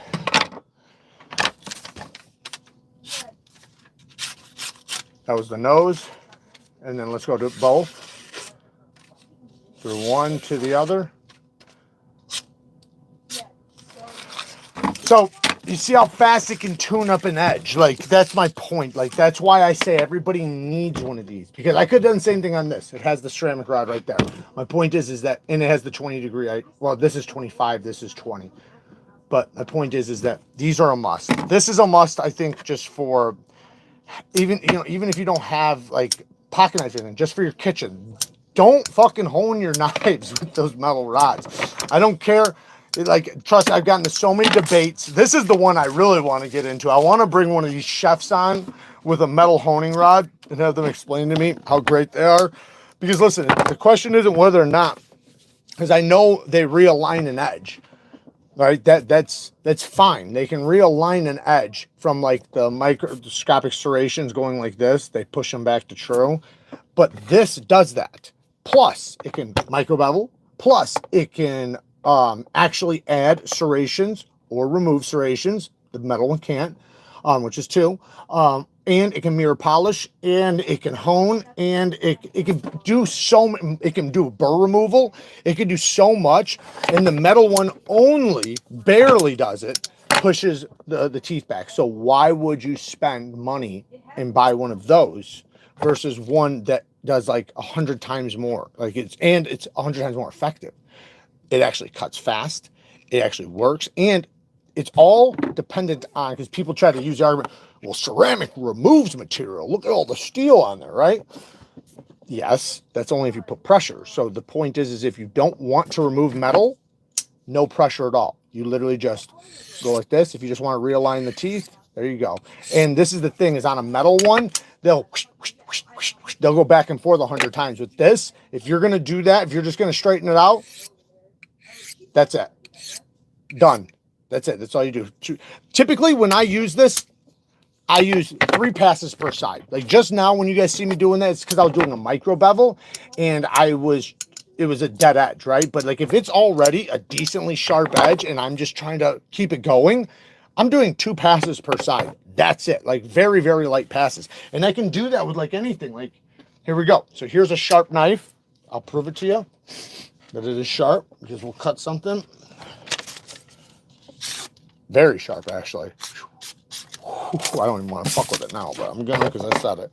Now, if I want to, what I can do is I can just do very, very gentle passes to create a very, very light micro bevel, or just to straighten up some teeth. And now it's still very, very sharp. It just added basically some teeth to it. Added a little bit of bite. And if there was any teeth that were like this, I realigned them. All right, so let's talk for a few minutes. I'm sorry, I've been going crazy. Good work with Maximet steels, but it does take quite a few passes since Maximet. Yeah, Maximet is one of the hardest steels on the planet. So yes, it can take a little bit longer, but as long as you're using diamond, it's okay. The biggest dependent on length of time and how long you're going to spend on a stone is going to be thickness. Like a knife, even in 440C, which is a budget steel, at 30 thousandths behind the edge is going to take way longer to sharpen than Maxim at 10 thousandths behind the edge. But considering they're both the same thickness, yes, Maxim will take longer. The metal rods that chef use aren't for sharpening. That's what I said. It puts the metal back at the right angle. That's what I said. So I said it takes the teeth and it pushes them back to true. That's what I said. I said, but that's the only thing it can do. What I said was a ceramic does that plus a dozen other things, and it does it better. That's what I was saying.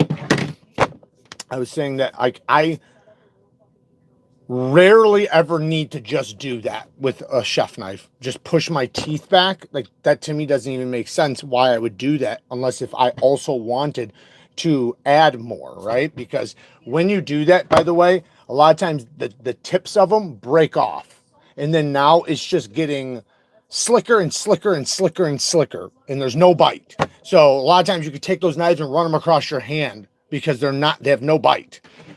When you use this, you can choose to whether or not you want to add or not bite, but if you add just a little bit of pressure, it will add microscopic serrations to the edge bevel, to the apex, in order to create bite. Now, if you don't want that and you just want to realign the teeth, just use no pressure. It's very easy. Point is, though, is that it's a multi-purpose and it works 100 times better.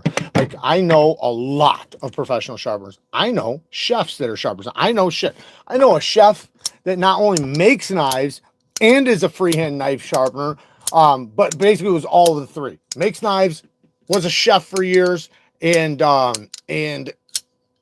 some of the best heat treatments in the world, by the way. Like, he uses all kinds of steels. I got one of his chef knives, by the way. But, and he even says the same thing. Like, he's like, when I was a chef, I never used metal. He's like, basically, if my guys were using metal, I'd tell them to throw that shit away. Get a fucking one diamond rod and a ceramic. That's what you need in the kitchen as a chef.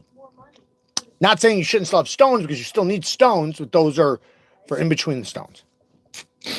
Okay, really leaving now. All right, Ted, see you later, brother. Thank you for joining, man. I appreciate it. All right, tips on sharpening super thin knives like Opinels or thin chef knives. Can't tell if I use a large angle and basically make a secondary bevel or go super shallow.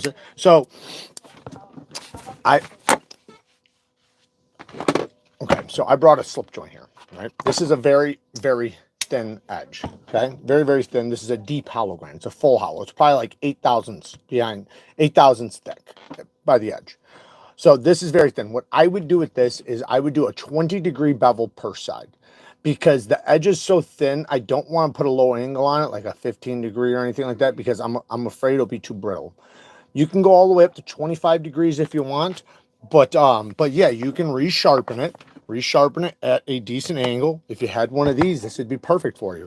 You literally, here's a 20-degree angle, line it up, drop it, let the edge hit. As soon as the edge hits, hold that angle and just drag it across. And then depending on your blade shape will depend on whether or not you use your elbow or not. With this case, this is a worn clip, so I just go straight across. And it should sharpen up very fast because it's very thin. This one's already damn near got a burr. But the thinner it is, the faster it goes. So it should go very fast. Now, if yours doesn't, maybe because you have more damage, so that's fine. And most likely, an Opinel is going to come with a soft steel. I forget what Opinels use for steels. But don't expect the burr to just pop right off like a super steel or like a high hardness steel. You're probably going to want to fatigue it quite a bit and then remove it with the strop. Wow, I tuned that all the way up right there, boy. And then right here on the... Now, you could do a micro bevel on something like that if you want, with a ceramic or with a diamond rod. Get something like this. Like this, but with a diamond. Like this. Get a diamond one with this ink. This, by the way, just so this comes off, okay? That's why I keep pointing to that. I should have said that. Sorry. So this pops right off. You can buy these on Amazon. Just use my links down in the description. The Neeves knives, sharpening supplies down in the description will get you to these. But you can use that for a diamond one. This one has an angle guide built into it too, and I have that link down in the description, I believe, or in the Neeves Knives Sharpening Supplies and blah blah blah. Not Neve Knife Co. Neeves Knives Sharpening Supplies. So this has the angles built in, so now you can easily do a quick micro bevel. And then if you had a ceramic, you can move over to the ceramic too, and then knock your burr off, and then you have a sharp edge in just a few passes. But yeah, I wouldn't go too low with something like that. Dang, some people can't find the button. Yeah, hit the damn like button, boys. I appreciate it, man. 636 people in here watching. Fuck yeah. I love you guys, man. Thank you guys for joining me. Love some Super Steel Steve. See, Z-Bird knows what I'm talking about. Shout out to Super Steel Steve. Shout out to Steve Kalari Customs. Go and check him out on Instagram. He's the guy I was talking about. That was a chef, makes knives and also has content and is knife sharpener, blah, blah, blah. He's actually one of the only, not only, but there's not very many knife makers that do freehand stone knife sharpening on their knives. So if you want to buy a chef knife from him that's handmade, you pick the steel, you pick the heat treatment, you pick the handle materials, so on, and the geometry and everything. Mine's like a laser beam. Mine's like 2,000ths behind the edge. Like it's so thin. It's like the best kitchen knife ever, best chef knife ever. High end though, and very affordable for what you're getting for handmade. But he actually sharpens it on diamond plates. Bastard Knives, that's what this is. Bastard Knives, yes, Bastard Knives. Sugar boom boom. Texas, what's up, Texas? I believe ceramic is good when you need to touch up diamond. Yeah, that's basically what it is. Yeah, ceramic is good for a touch up, or when you need to micro bevel very quickly, because there are times when it's easier to use a ceramic than a diamond as far as micro beveling. Honing, edge polishing, edge finishing, that's all ceramic. Diamonds are going to be if your edge is a little rough and you need to cut quickly. Because just so you understand really quick, a rod is always going to work faster than a plate as far as microscopically. What I mean is that because this is a pinpoint spot on the edge, right? When I have my edge hitting it, it's a pinpoint spot, literally like a needle hitting right one spot. So it is much more aggressive on that one spot than if I'm transitioning it across the plate, right? If it's the whole plate, now it's the whole bottom of the knife hitting that. So a ceramic has the ability to remove, like it will actually cut into a very hard bevel, no problem, and straighten it up or add teeth or whatever for that reason. Now, if you add diamond, it's going to be even more effective. So just be aware of that. Like that's why you don't want to add pressure. You want to just use very light pressure with rods. You know, you can add a little bit of pressure, just not a lot of pressure. And you want to be able to maintain that angle. It depends on the steel of the blade. If it's very hard, higher angle. If it's carbon steel, I guess yes. Law, we were talking about an open L though. The open L was about the thinness part. Like, yeah, if it's a chef knife, then yeah, you tend to want lower angles. But I would say if it's like, depending on the harder steels in many cases do great with a low angle. So this is the thing. Just so I know it's a little confusing, but harder can get to brittle, but there is a hardness where it's not more brittle, it's actually tougher. So there's the toughness and the strength, right? Strength, like bendability, and to go back to true toughness, be able to do impact. And then hardness is like the edge retention, right? Well, you want a little bit of both. You want some toughness and some hardness. Now, in order to increase toughness, right? Like for example, like Play-Doh, right? Play-Doh is very soft, right? It's kind of tough. Like you could hit it, right? But it's still going to do impact. My point is that if it got harder, it'd be even tougher. That's my point. So that happens too with edge bevels and with steel. So when you have a steel that's at what you would say optimal for what you're doing, because it does depend on what you're doing and what your purpose of the knife is and so on and so on. But when you have it, like say certain steels, like say, I don't know, crew wear, right? And you do 65 HRC, you can do a super low angle with that shit. That's a super tough steel. Now it's a super hard, super tough steel, and it takes incredible edges and has incredible edge stability. So now a lower angle is what you would want on something like that. Now, if you're going to be using it as a machete to chop down brush and shit, maybe not a 15-degree angle, maybe more like a 20-degree angle, but still though, you can go for the sharper side on that, in that case. Nice. CRKT, what have you been carrying lately, bro? Still ripping the jewel, and I'm going to be meeting up with CRKT soon. It's going to be pretty dope. Do you know any good produce knives? I got a job in produce knives. Oh, I got a job in the produce department at the health food store, and I cut cabbage lettuce. Yeah. So check out. What's up, baby? I'm almost done. What's up? You live in one room. You're loud. But I love you. I love you.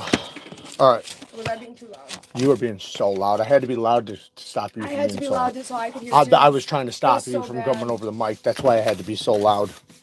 They know it. Butterfork. These guys, I haven't done the video yet. I haven't done the video yet. Now that she's done.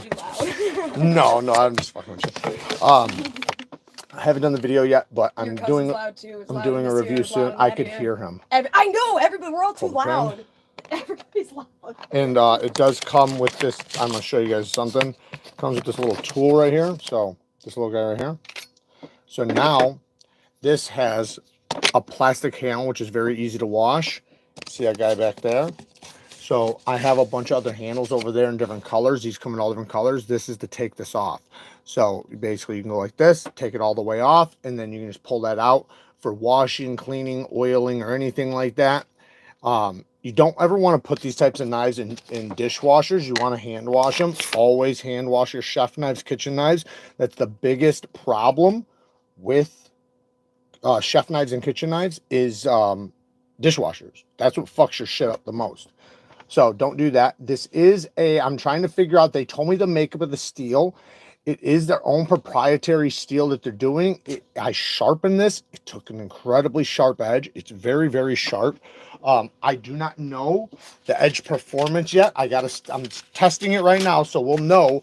But I mean, this thing is, it's a laser, and it has very good, it felt very hard. The burr popped off really nicely. So I, at first, was a little nervous when they said that to me. But then after sharpening, I was like, wait a second. This stuff actually feels pretty damn good. So we're going to see how it turns out over, some time when I sharpen it and stuff. But they have all different shapes. I have a whole chef block here. It's got a magnetic block. So you just stick it to the block. So this would be, I don't know if this is what you mean, but this is what I would consider like a produce knife or whatever. And they come in all different shapes, sizes, and whatnot. It's called Butterfork. Check them out. I'm actually happy with them so far. But we'll see. See how things go. I'm just getting into collecting. I have gravitated towards fixed blades. Any good companies to look at? Yeah, it depends on what type of fixed blades, like self-defense, camping, hunting, outdoors, EDC, what kind? Because like auxiliary just dropped. I got them right here somewhere. I just seen them. What's wrong with me? All right, well, maybe I don't have them right here. So, oh, there we go. This is, it's got the Stingray right there with the wrap handle. You can also get it in G10. These are like little self-defense knives that you can get, but also are good for EDC. They are thick. So technically you could, I got another one right here. So you can technically use them for like prying and doing dumb shit because they are thick, right? So they're not super slicey or anything. So I wouldn't say that this is going to be the best EDC knife, but it can work for an EDC knife and as a self-defense knife and as a tough knife. This one has an ulti clip.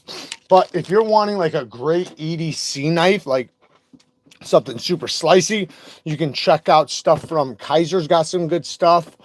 Kaiser's got some really good stuff. I have one Kaiser fixed blade right here. This one, this is actually something that the members are about to win. So this is going into one of the giveaways, or the giveaway that's happening right now for the members. This is the Militaw, the sheath's inside here, but it has a really good sheath, by the way. Very good Kydex sheath. But this is like an all-terrain knife. It's a knife you could do anything with. You can use it as a camping knife. You can use it as a hunting knife, fishing knife, EDC knife. A little big for EDC, but it's a very capable knife. But it just depends on your purpose. Like if you're looking for something a bit more compact, or maybe self-defense wise, then you want like a clinch pick, or you want a Neeves Knives FLN, maybe something from this is cool. This is like a good boot knife. But this guy's really cool if you want to get a custom. This is a the hell's his name, baby? Damn it. What's his name? The guy with the major knife with the pink fat carbon fiber. What? Corey Dunlap. This is from Corey Dunlap. You can find him on Instagram. These are going to cost you a little bit more because they are premium little fixed blades, but they're badass, and he'll make them the way you want. If you don't want to spend that much, that's fine. There's plenty of great stuff you can find from, like I said, Kaiser, Best Tech. There's a guy right now making some that's really good. Spyderco has some decent ones. They have some really good little fixed blades. So there's a lot of fixed blades. There's a lot of little fixed blades. I have tons of videos, so you can check out my videos, man. You'll see I have a ton of videos on any subject. Whatever subject you want, that's my channel. My channel, I deal in subjects. So if you're looking for self-defense knives, just type it in with Neeves Knives. If you're looking for slicing knives, type it in. Hard use knives, type it in. Whatever it is, just type it in with Neeves Knives and you'll find it. Just like sharpening, same thing. I like to deal in because I know it's specific. I know your purpose is specific. You want crazy? Type in crazy. You know, if you want wicked, type in wicked. I'm telling you, I got it all. I try to hit all the categories. Take it from a professional chef, global only, all metal. There. Right, so there is 0 chance for bacteria retention, easy to sharpen, holds an edge, global for professional kitchen. I'm not sure what you're saying. Take it from a professional chef, global only. I don't know what that means. Global, all metal. So there is 0 chance for bacteria retention. I'm not sure what you're talking about. Easy sharpen, holds edge, global for a professional kitchen. Oh, you're talking. I see what you're talking about to the produce guy. I'll take your word for it. Yeah, that's definitely not my realm. I deal in knives, but yeah, when it comes to like a mass-produced kitchen type of thing, you might be 100% correct. I don't know. I would have I lean more towards a performance, so like a VG10 steel, something like that. But you're going to want to obviously take care of it just like any steel or a carbon steel or something like that. Jared, I just picked up the WE one and only in green carbon fiber. Fuck yeah. I gave mine to one of my good buddies, Bama Knife Guy. It's actually his Spyderco right over here. Gary with the 5 bones. Is it true with diamond plates, you would sharpen with more pressure than you would with diamond stones? No, it's about the same. It's about the same. So diamond plates and diamond stones are both diamonds. The difference is that stones have the diamonds mixed throughout the... This would be a diamond stone, right? So the top part right here, this is aluminum back there. The top part is a metal bond with diamonds mixed throughout the bond. You can do that with resin. You can do it with a hybrid. You can do it with vitrified, and you can do it with metal, right? A diamond plate is literally just diamonds over the surface of a plate. So there's no diamonds inside here. It's only on the surface. But they're both still diamond. The difference is when this one, the diamonds wear off the top, I just go like this and bring them back out. And then what happens is I knock down the bond and the diamonds get back exposed because the diamonds are mixed throughout. Think about like a chocolate chip cookie, right? You bite into the cookie, there's chocolate chips still mixed in there. With a diamond plate, the chocolate chips are only on the surface. But thank you for the 5 bones, Gary. I appreciate it, brother. But yeah, the pressure is going to completely be dependent on your angle that you can hold. If you can hold a perfect angle, you can add more pressure. But you don't want to add so much pressure that, one, it fatigues you, or 2, makes you lose your angle. So if that means very little to no pressure, so be it. Nothing wrong with that. Diamonds cut no matter what. So even if you're using very light pressure, they're cutting. So your main goal is just to make sure you're maintaining angle. Global is a knife company. Okay, I gotcha. They're the best because they have no areas for bacteria to hold on. No handle. Oh, I see. It's a full. I got you now. No handles or accessories on the steel. Go check them out. I'll never use anything else in the kitchen. That's cool. You're saying it's just an all metal construction, so you can easily clean it without any bacteria. Well, that's the purpose of these butter forks too, is that you can easily take the thing out and you can rinse the entire knife and switch it if you want to. The handles and stuff like that, it makes it very easy. Like if I showed you, it's super easy. Like you literally, I just did it kind of for you, but you just loosen that up, thing will pop right off, and you can wash it, clean it. And since it's a plastic handle, it's a hard plastic, so it's very easy to clean. I have another chef knife over there, made in the USA, made here in Chicago, and it's by Red Horse. It is called the Serene, and it has a rubberized G10. It's so badass. That's a dope ass knife. Magnet cut steel, and like the neck on it has it's like concaved, so like for the pinch, for chopping and stuff, it's really, really nice. I can go grab it. I do have a full video on it. For edge honing, would a 4,000 grit or higher shafting glass ceramics don't work as good as ceramic? So it won't. Yes, kind of. It'll be very similar.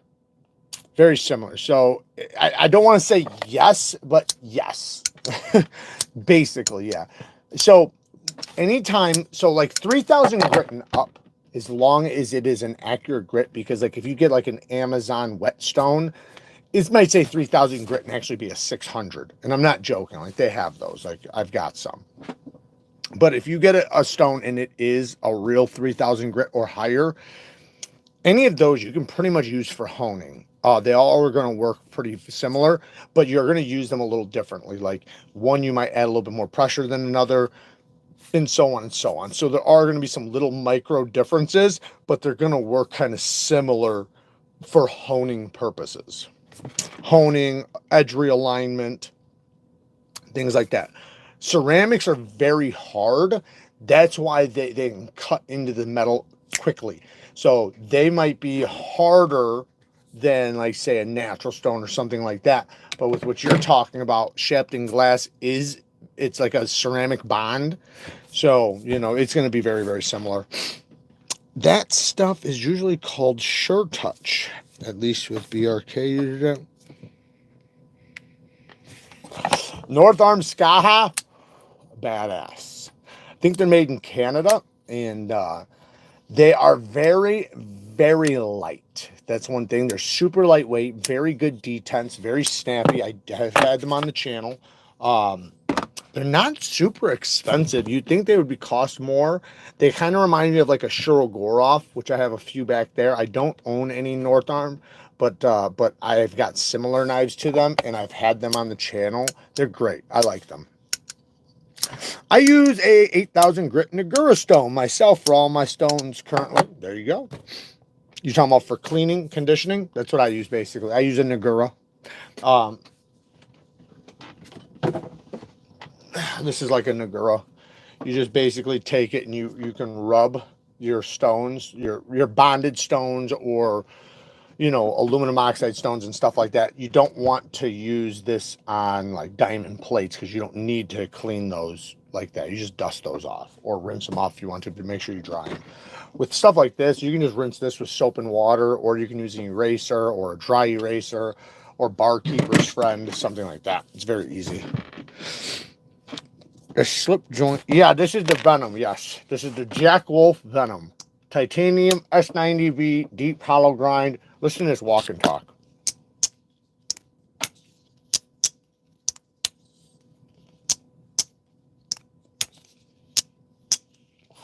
This is an awesome knife. My favorite, if not my, it's like my top two or my favorite Jack Wolf slip joint. And they have a lot of them, and I have them all. So, like literally every single one. They're awesome. Over and under 2,000 knives. About right there.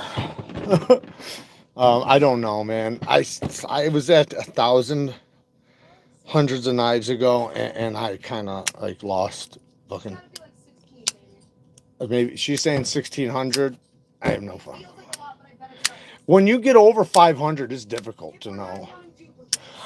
If you're not counting duplicates, you gotta count duplicates. I got a lot of duplicates. You're counting duplicates, and there's probably only like 150 duplicates when you think about it. Okay, 150 duplicates means that's 300 knives. No, like that was the number. I'm saying probably total like 750. I don't know. I know I have a lot of duplicates, but no, maybe we have a lot of duplicates, by the way. But variants, not duplicates. Variants. We have that's yeah, the whole collection is variants. I have that many straight. Like, if you want to talk about sheepdogs or say Militars, we have like 30 Militars. Each sheepdog is a sweet baby, and I love all. Right, and then we have like every single one of those too. But I give a lot away. I give them a lot away too. We give a lot away. We give away knives every fucking 2 weeks. Sheepdogs are mine to give away. But no, it's tough to say, man. When your collection gets so big, it becomes absurd, and it's difficult to know, man. We're in a position right now where it's not even safe, man. We gotta downsize. So what we're gonna do is we're gonna go on Whatnot here in like a week or so, and we're gonna auction off knives, and we're gonna auction off a lot, like 100 of them probably. I mean, I would do more, but that's just, it's so hard to keep up with selling 100 knives. Guys, let me tell you, trust me, I've done big knife sales. It's difficult running a 30 knife. So we're gonna do like 50 knives at a time. We're gonna do 2 different Whatnot lives, but I am gonna be selling some really good shit, guys. I'm gonna sell some of the things that you guys contact me about all the time. Like, hey man, will you sell that? I might be selling it on Whatnot because I want to come in hitting home runs when I first show up, so that the second one you guys are guaranteed to show up. I might be selling things like wasps. You know, you never know. You never know. You never know what might be sold. You never know what might happen. Do you know how many I carry? You may have $100,000 in blades. Yeah, I at least have $100,000 in knives. Me and Kara have. Kara allows me to use some of the knives, and she has probably, I would say about $80,000 to $120,000 in knives. Yes, great chance, but I wouldn't sell them for that much. So there's certain knives, yes, like I have certain knives that, yes, I probably have $50,000 worth of like really good knives that would sell for a lot of money. But with like the odds and ends knives, you know, like the knife here, knife there, I would sell them for a lot more affordable. Like on the Whatnot, I'm gonna sell some knives for a higher price than what they cost because they're how rare they are. The overwhelming majority of the knives that are going to be sold at a very high discount in order to make you guys happy. Like, it's going to be like such a good steal of a deal, and I'm not going to allow anybody to bid higher than what the knife costs. Like, let's just, for an example, right? If this is a $50 knife, right? And I'm just shitting out numbers. If this is a $50 knife, I'm going to start it at like 20 bucks. And then if you guys bid it up to like 30, I'm not going to allow it to go higher than like 35 because I know you can go buy it for 50 brand new, you know, and I'm saying it'll be brand new. Like, it wouldn't be sharpen like this. They'd be a brand new knife. My point is just I'm not going to allow you guys to sit there and bid way over what the knife costs or what you can go buy for. I know people on that app do that. That's what they do. Not me. I'm not doing that. I'm trying to make money, trying to sell knives, but I also understand I'm trying to give you guys a good deal. Well,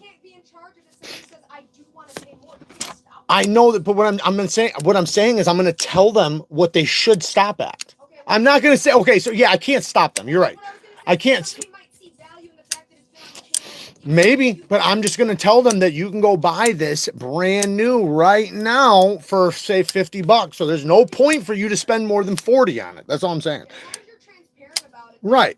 That's on them if they want to do that. Age fuck you says, great channel, brother. Excellent content. You gave me the #1.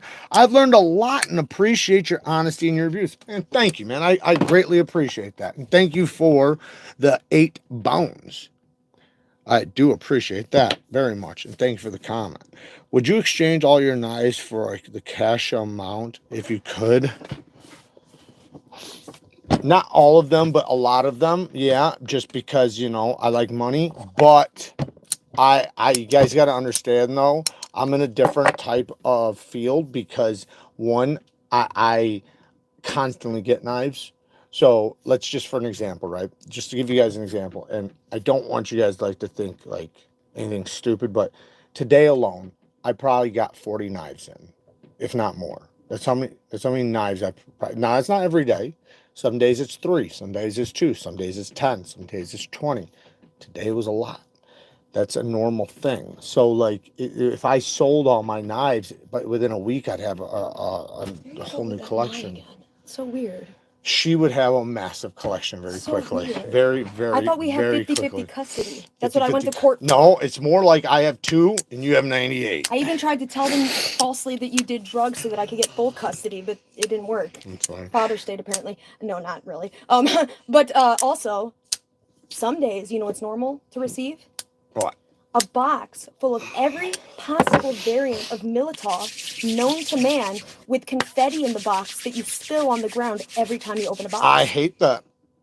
That's why. Militov, you know what I'm going to do? of the confetti. You know what I'm going to do? The fixed blade we're giving away, I'm going to take all the confetti out of the other boxes and put it all in just that one. Listen. So when they open it, it's just... Kaiser is literally my favorite brand, especially for like the middle lane, like nice but also budget but also nice kind of knife.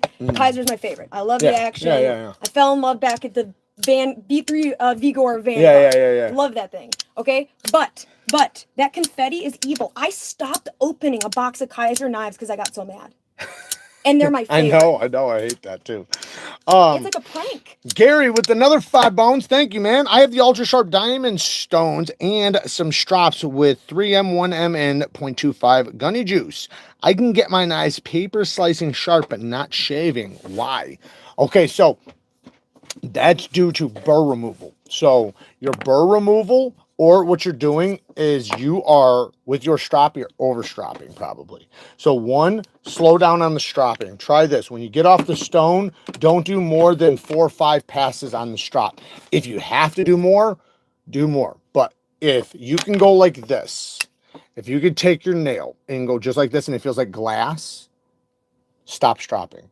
Because the point of stropping is to make sure there's no little microscopic little teeth hanging on still. When you say like glass, do you mean like it moves across smoothly or it feels sticky? No, think about taking your finger across glass like this. Like just going like this. It should be smooth. Will it leave a line though in your nail? Like, yeah, it could bite, but no, do it. It's just smooth.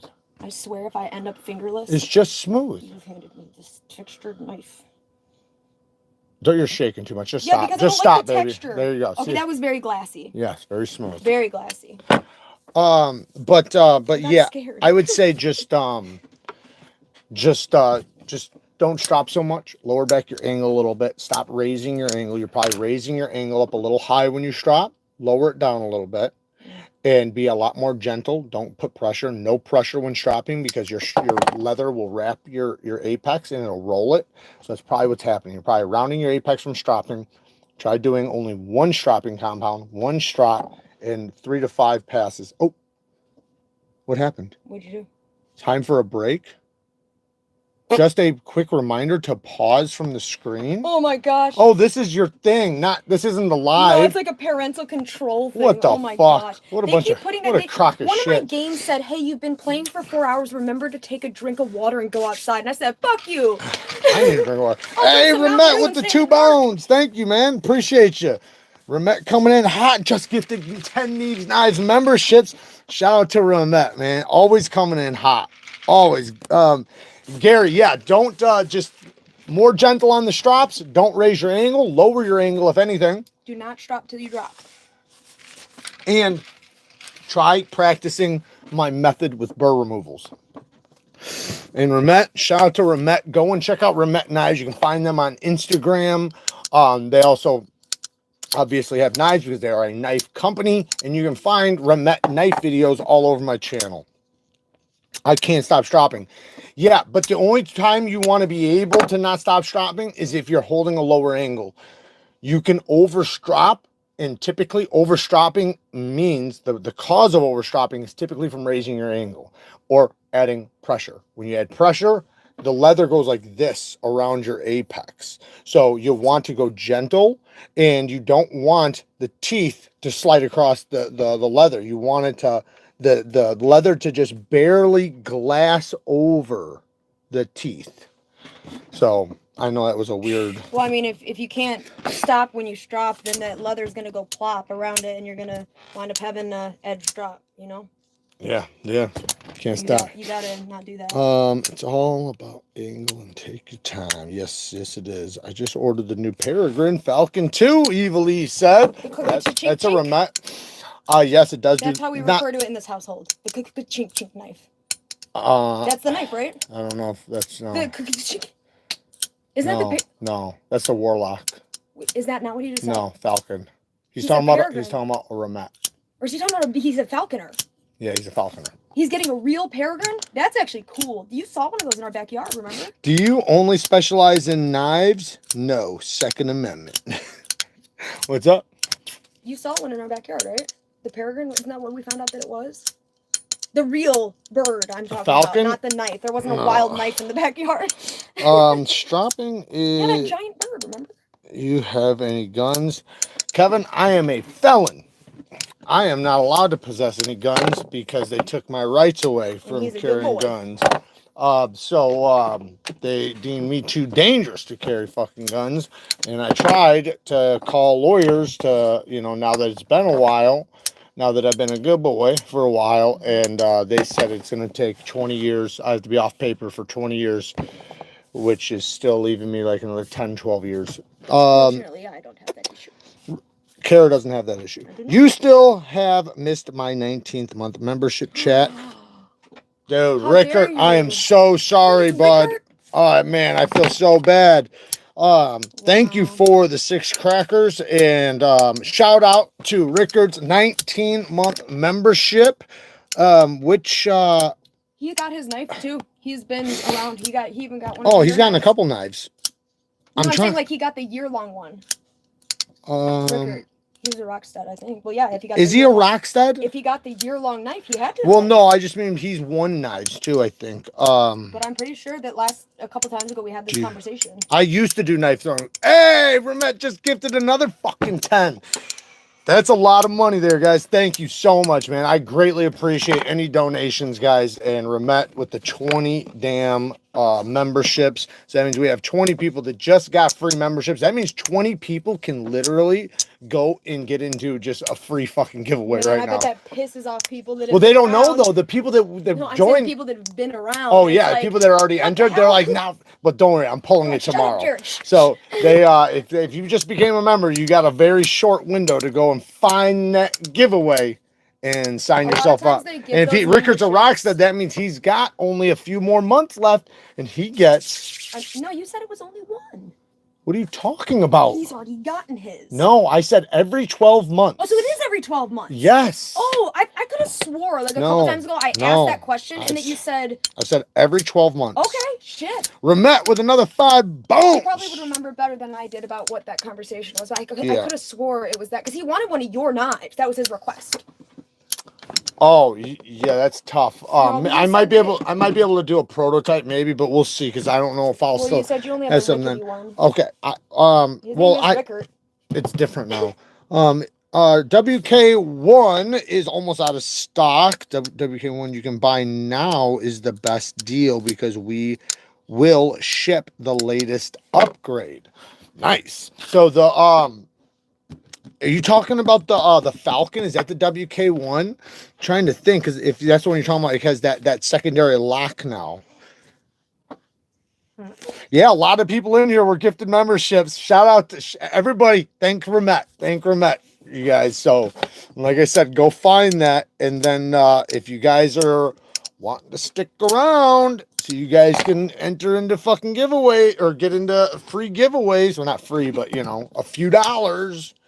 God forbid. Don't say Well, no, I just mean like everybody who's won has gotten their money back and then some. Oh yeah, we 100%. It's a loss. It's a loss On our time. end, not Yes. on their end. Well, unless you're Rock said maybe. No, it's a loss, but a lot of companies send us the knives, so it's a win. It's like a selling the knives kind of. Right. We just sell it for a discount.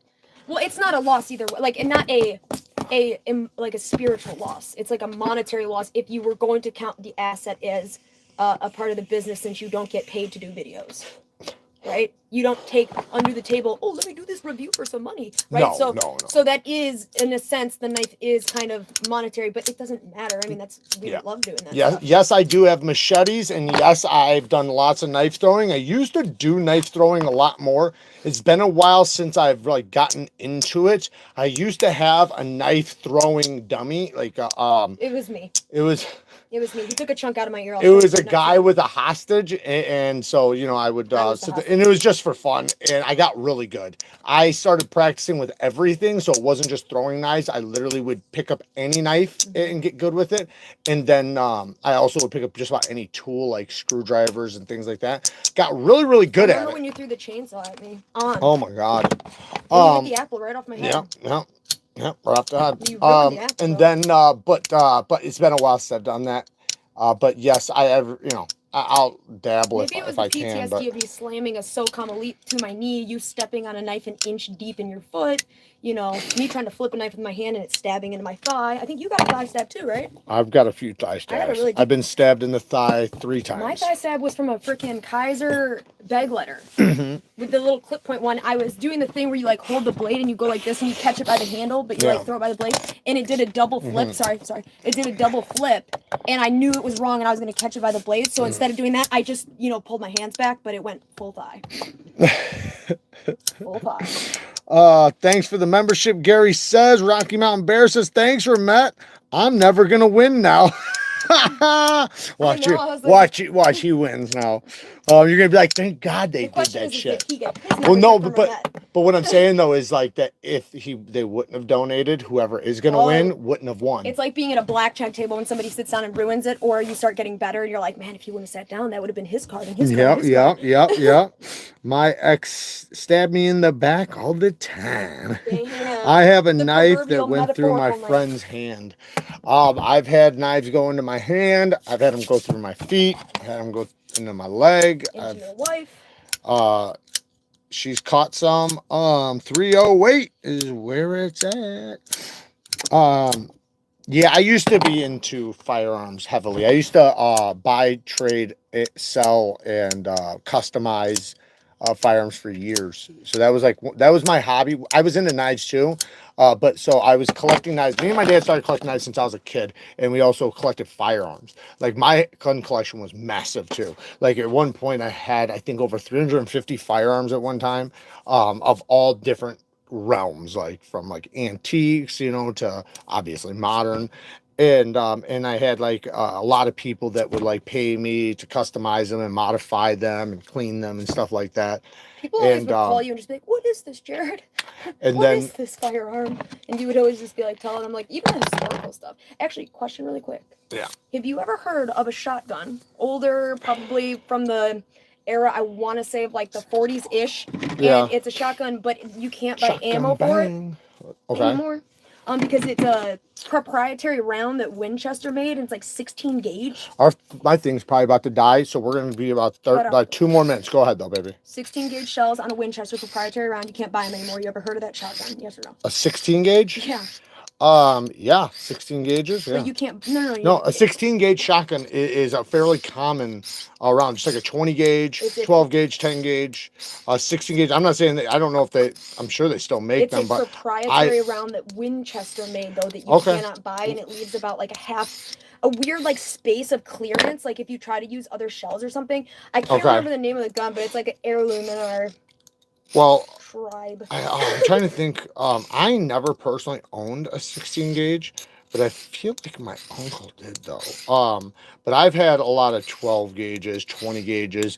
I really like 410s. I think 410s are great, especially if you talk about like putting them in a pistol that has like that also shoots 45 long Colt, because you can swap up the rounds. Like you could get like a bird shot 410, or even like a double aught buckshot 410, and then some 45 long Colts in like say the Judge or something like that, and have like 2 rounds of one, 3 rounds of the other, because it holds 5 rounds, and do some motherfucking damage. I know it's irrelevant for self-defense or home defense, I should say, but I've always really wanted, I don't know why, like a 308 M110 SAS. You know, like that rifle? Mm-mm. Okay. Well, you're no fun. Neil's 2 bones. Thank you, man. Thank you for the donation. He says I'm number 1, and he gave you a heart and a balloon. What now? You got a balloon, a balloon ski. That deal, Looney. M110 SAS is probably really, really close to like an SR25, like that. It's like a 308. I'm sure it probably takes, 308s are awesome. Yeah, and when it takes definitely the 760 by 51 NATO rounds too. Yeah. It's interchangeable for that one.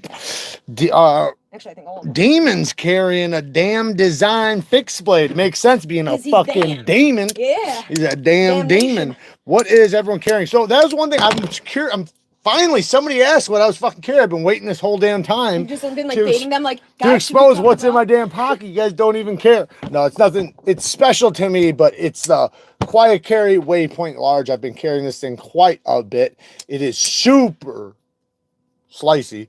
It's a 90 thousandths blade stock thickness with a deep hollow ground blade, titanium handles, LC200N liner, Vanax steel. So this is basically a corrosion proof knife. Not technically corrosion proof, because anything with iron can rust, but it's the highest level of corrosion resistance you can get on a high performance steel. It is a super steel with a liner that actually is what a lot of companies use as their corrosion resistant steel, which is LC200N. So that's a great steel to have for that. And then this is a marine grade stainless, and it is very, very, very slicey, thin, and lightweight. I love this thing. And then look at the handle, how it's got this milling pattern. It's almost like a file. I love this thing. Freaking love this knife. It's almost like a super slicey EDC Sebenza in a way. This is just like it. I fucking love this thing. Can't say enough about it. And it is on washers too. They do have a robust, actually it's right here. They have a more robust one if you look. So this one's a thicker, heavier duty version with titanium liners, G10 scales, and I think they might have just made it a titanium scale. And this one's on bearings though. This one's on washers, so a little bit smoother. But I love this one way, way more. All right, guys, I need to get out of here. I do have butterfly knives. I just don't have them out right now. They're over there. Who makes that, bro? This is Quiet Carry. The other one was Chris Reeves. So this is Quiet Carry. Bro, you know your knives. Good shit. Thank you. What makes the best bearings? Ceramic. Ceramics are the best in my opinion. They have the most self-lubricating properties. I personally like multi-row ceramic bearings because then it's bigger and it allows more stability in the pivot. But yeah, they're awesome. Getting Tor Chasm XLT, Spyderco Smock, or Microtech MSI, which one would you recommend? I love the SMOK. I love the MSI. I don't know about the Tor knife. I've had some Tors, but I'm going to cut them out. Thank you for the 5 bones, by the way. I'm going to say it's between the SMOK and the MSI. I'll say if you want something tough, get the MSI. If you want something slicey and more EDC friendly, get the SMOK. The MSI is badass, but it is a thicker grind. It's a heavier duty knife for a folding knife, so it's not going to be the best slicer. Yes, it'll work and it's good. I would say if you really, really want to go that route, I personally would get the Stitch. Get the Microtech Stitch with the same ram lock as the MSI. That'll give you the same locking mechanism, but in my opinion, a way better blade shape, grind. It slices better, it works better. It's a great self-defense knife and a great tactical knife. The MSI is more so a tactical knife. The SMOK is going to be a great EDC knife, meaning like just an everyday carry purpose knife that you cut packages with, open boxes with. Yes, you can use it for whatever you want. It's still going to be relatively tough. It's a good knife. The SMOK's going to use a compression lock. Similar to like Spyderco's. I don't have one sitting here, otherwise I would show you. But awesome knife though. Do you want to sell your Hawk Talon? I can't. I got to send it back. Actually, I thought I was able to keep it, but they said they were able to sell it. It's a prototype, but they said that as soon as the production one comes, because right now they only had the protos, they are giving me one. So I got to wait for mine. I got to actually mail that out. If you could do a K390 Spyderco sprint run, what model would you do? Probably the Manix XL. Or, man, if I can do anything I ever wanted, I mean, I would love to see a Capara. I would love to see the Manix XL. I would love to see a compression lock, version of the Gale Bradley or something, but they're not doing that. So yeah, I would say one of those two. All right, guys, before get the TCAL knives Agent 007 available tomorrow, today for East Coast. Yeah, and I have them linked down in the description. So if you want to get a TCAL, go down in the description. They're near the bottom. TCAL knives has here, I got it right here. See, this dude doesn't even know. Doesn't even know. Your boy's got this shit right fucking here somewhere. Wait, I thought I did. Oh no, maybe I don't have it right here. I got a TCAL though. I got a couple TCALs. Where is that one though? Did I not put it back? I didn't put it back. Damn it. I'm sorry. But I do have. This is kind of like it, but, and this is a TCAL right here. But anyways, yes, you can get a TCAL knife. I got it, man, somewhere right here. I just don't know what the hell I did with it. This is a ShivWorks. This is a really good one for self-defense. ShivWorks. But I love you guys. I appreciate all the love and support. Thank you guys for all the donations. Thank you guys for all the memberships. If you guys want to join the memberships, just hit the join button. Check it out. You guys get involved in 2 free giveaways a month, and then live sharpenings twice a month. So we go live twice a month, and we also do giveaways. Love you guys. Work hard. Stay tough. Until next time. Peace. My phone's dying literally right now.